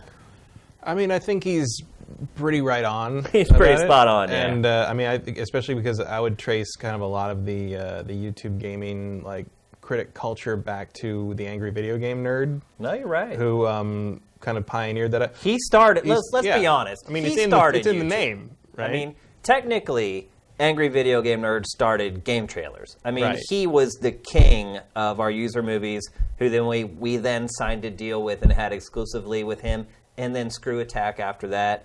But he was really the first YouTuber. Yeah. And he at least in this space, yeah. Yeah, I mean, he set the precedent. He laid down the template for what was to come. And I think the important takeaway from him, and it's something that maybe got lost in the evolution of it over the years, is that one of the reasons I think he was popular back then in the early days was not just that he was angry, but that he was angry, but he was angry at the games because of that way we all get angry at games, because it's, when you come down to it, it's one of the few entertainment media where it's you against the medium. Yeah. You're not competing with a movie. You're not trying to beat the book. Right. Yeah. But there are points at which the game is trying to stop you from having fun in a way. Yeah. And he was one of the first people, I think, to really acknowledge and really play up the idea that getting angry at these things is part of why we love it. Yeah. And the anger in the angry video game nerd, at least in the classic stuff, I stopped following years ago on that stuff around the time he made that movie. Yeah. But I think he may have lost a few people. But the classic stuff, especially like the old NES Teenage Mutant Ninja Turtles thing and all that stuff, it's a recognizable feeling. It's that the raging sort of throwing the controller, punching the couch feeling of like getting stuck on these things that's part of the experience and that was being acknowledged maybe for the first time in a visceral way, because it's hard to convey that through text. I think he was really taking advantage of the video medium that was starting to become a thing on the internet at that time, because you were starting to be able to have the bandwidth to do it. And I think a lot of it comes out of there. I mean, I watch Angry Joe periodically, but like I see a lot of Angry Video Game Nerd in his approach. He makes it his own. The whole idea. He makes it his own in a lot of ways, but it's still that same idea of like guy ranting about video game with skits. Yeah. Which also, I mean, was X-Play. It was. To be fair, I mean, that was trying to form for years and years, and I think Angry Video Game Nerd kind of is the one that crystallized it best. He also has the perfect name. So he has Angry, which you got into. The anger you have, this weird push and pull you have with this relationship with the video games that you're playing. Video game. Oh, he was originally Nintendo, wasn't he? It was. Originally the Angry Nintendo Nerd, and he had to change it. Which has a nice alliteration to it. I can see why you go with that. Yeah. Video game, obviously, so you know what the content's about. And then nerd. Right. And I think that is just important as the angry part, because he is a nerd. And that's not me making a derogatory comment about him. He'll call himself that. He's legit. And I think that's what people saw in him right away, is that he's real. He's like me. He loves video games. He doesn't care about all this other frivolous pop culture BS. He loves games. And that name, I think, just Angry Nintendo Nerd. Boom, boom, boom. And it's good. Yeah, but I think Adam at the end there hits on a very important point, that the more you play that up and the more you buy into that, you can chip away at truth. Yeah. And while it is important that you see yourself in the Angry Nintendo Nerd, the Angry Video Game Nerd, it's important to know if you've ever met that guy, he's playing a character. To a large degree. I mean, he's not so much, though, really. But he is not that screaming crazy person that is portrayed in the skits. No, all the time. He's really quiet. Yeah, he's a quiet guy. He's a nerd. I mean, but he's putting on a persona. Like if you spend a day with him, he probably would not try to throw the couch at the television. No. It's not like that. So like, but you end up in that thing where it's is Alex Jones playing a character or not? Nobody knows. Like it's like there was a lawsuit where his lawyer said he's just playing a character. He's not really this crazy. And then he got up on the stand and was like, I totally believe everything I say. But is he the character or is he himself? Like, you don't know anymore. Right. And, like, there's not that dividing line between fiction and reality has been degrading ever since Survivor went on the air, really. I mean, the reality TV boom kind of created this thing where we want to see ourselves on the screen in a way that we didn't have to see ourselves on the screen in previous times. And I think that this kind of is part of that whole trend. And I agree with him that after a while, it's very hard to tell what's real and what's not. I also agree with him. And video games, fandom in video games, I think, increasingly sets the tone for internet discourse. And I think there's a responsibility there that we are not fully acknowledging as fans of this medium. And I also think that getting positive reinforcement for being angry creates this self-perpetuating cycle where you want to get more angry, so you get more positive feedback, and it can be dangerous. And it's like, I recently had some discussions with some people about, like, how long this particular thing should be. And they're like, well, we think it's too long. We think it should be more like 7 minutes long, because that's how long internet videos should be. And so I pulled up a 2.5-hour deconstruction of why Fallout 3 sucks. Yeah. That had 2 million views. And I'm like, boom. Like, long-form stuff is important, but here's the important thing. Look at the long-form stuff that's really popular right now in the video game space. It's almost exclusively really, really long teardowns of games. Yeah. Really, really long reasons why things suck. And, like, that's where the appeal is. It's like you want to see someone just take this game you hate apart. It's become a spectator sport. It's Schadenfreude. Yeah. And it's like... That's the one thing you don't see a 2.5-hour video of why Fallout 4 is the best game of the year that has 2 million views. Like, the positive criticism doesn't get that. Yeah. So that's a pitfall that's very tempting to fall into. But I think negativity, sadly, with a big part of our audience, it's what they want. They want to hear people who are pissed off about something or exposing something. Right. Like, anytime they can use the word admit, blah, blah, blah, admits, meaning that they did something that they thought they were getting away with, and then they got caught, and now they have to admit that they were wrong. Right. And it's about kind of that whole culture. And I just, I've never quite, I don't think, bought into that. It's like, I feel if I bought into that more, I would have been more hardline about my opinion on No Man's Sky, which I, unabashedly loved. But even in our Game of the Year thing, where I gave it my Game of the Year, I was like, I will sit there for 2 hours while you tell me everything wrong with this game, and I'll sit there and nod and agree with you. Because, it doesn't matter. It was your favorite game. Yeah, I loved it. It's just, and I love it more now. But it's like, if I were trying to do my own Angry Matt channel on YouTube, I would have just been screaming at people that disagreed with me that they were morons. Nobody would have watched your video because you liked something. Yeah, because I liked it. But if I'd made a 2-hour video about why Sean Murray should be thrown in a thresher for lying to us, millions of views. I would, smash that like button. Yeah, we'd be merging Sifted with that channel right now. Yeah, for all the viewers. Speaking of which, this is the first episode of GameFace that is going up on YouTube for everyone since episode 14. So that's a long time ago. I think we're supposed to say something like smash the like button or share or something. Like and subscribe. Like and subscribe. Yeah. You can do it if you want. That's basically how I look at it. I think if you like it, you're going to like it. And if you like this show and you like Pactor Factor, you're going to subscribe. But you should click the Patreon link. That's the most important part, so nice to meet some of you guys. Some of you guys have never seen GameFace. Some of you may have watched the first handful of episodes or know me from Invisible Walls or whatever. We're also not usually dressed this well. Yeah, this is just for episode 100. We're usually a lot more casual. But it's nice to meet some of you guys, seeing us for the first time. Hopefully you've liked the show. This show is completely different from how GameFace is as well. Maybe we shouldn't have started off with this. The timing just kind of worked out. It's a special episode, that's always a problem. We're going to celebrate. We're about to do another normal one soon. Yeah. So, Yep. And if our faces don't offend you, try the next one too. Yeah. Yeah, and those of you guys who are watching this, you're actually watching it late. You're getting it 3 or 4 days later on YouTube. If you want to see this show when it's hot and fresh, become a patron on our Patreon. That's patreon.com/sifted. If you didn't see it on screen the whole damn episode already. So. Right. And speaking of disclosure, because I think, was it Marcus or Adam that mentioned about sponsors and disclosures? Yes. Very important to tell people what's happening. Yeah, we actually have a sponsor for Sifted. First, our Patreon just kicked off. We got a sponsor right out of the gate. And we're going to deliver their ad copy right now on a live read. Welcome to our first sponsor, ExtraTurns.com. Are you tired of paying 10 to 15% commission or more selling your used games online? What if you could sell your used games commission-free, Matt? What if? At Extra Turns, you can. That's right. ExtraTurns.com is a brand new marketplace being built from the ground up to sell your games, collectibles, electronics, and memorabilia.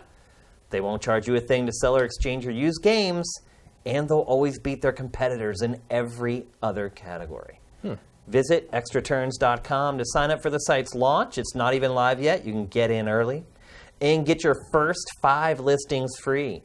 Like and share Extra Turns on Facebook and Twitter, and you can see the handles right there. And you're automatically entered to win an SNES Classic for this holiday season. Which is probably your only shot. Yep. Really.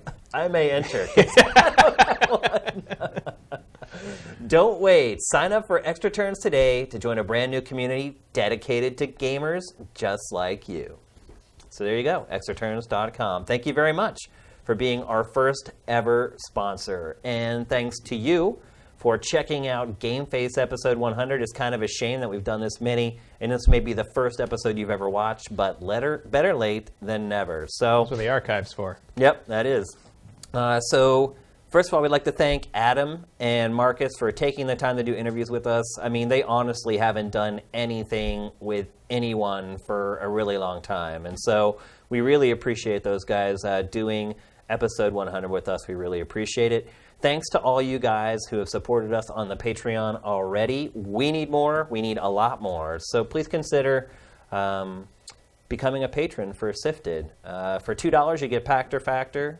For $4, you get everything else we do, including this as well as MP3 and podcast versions of GameFace, which is nice considering how long the show is. So once again, hello to everybody for the first time, and what's up to all our old subscribers. GameFace is up and out.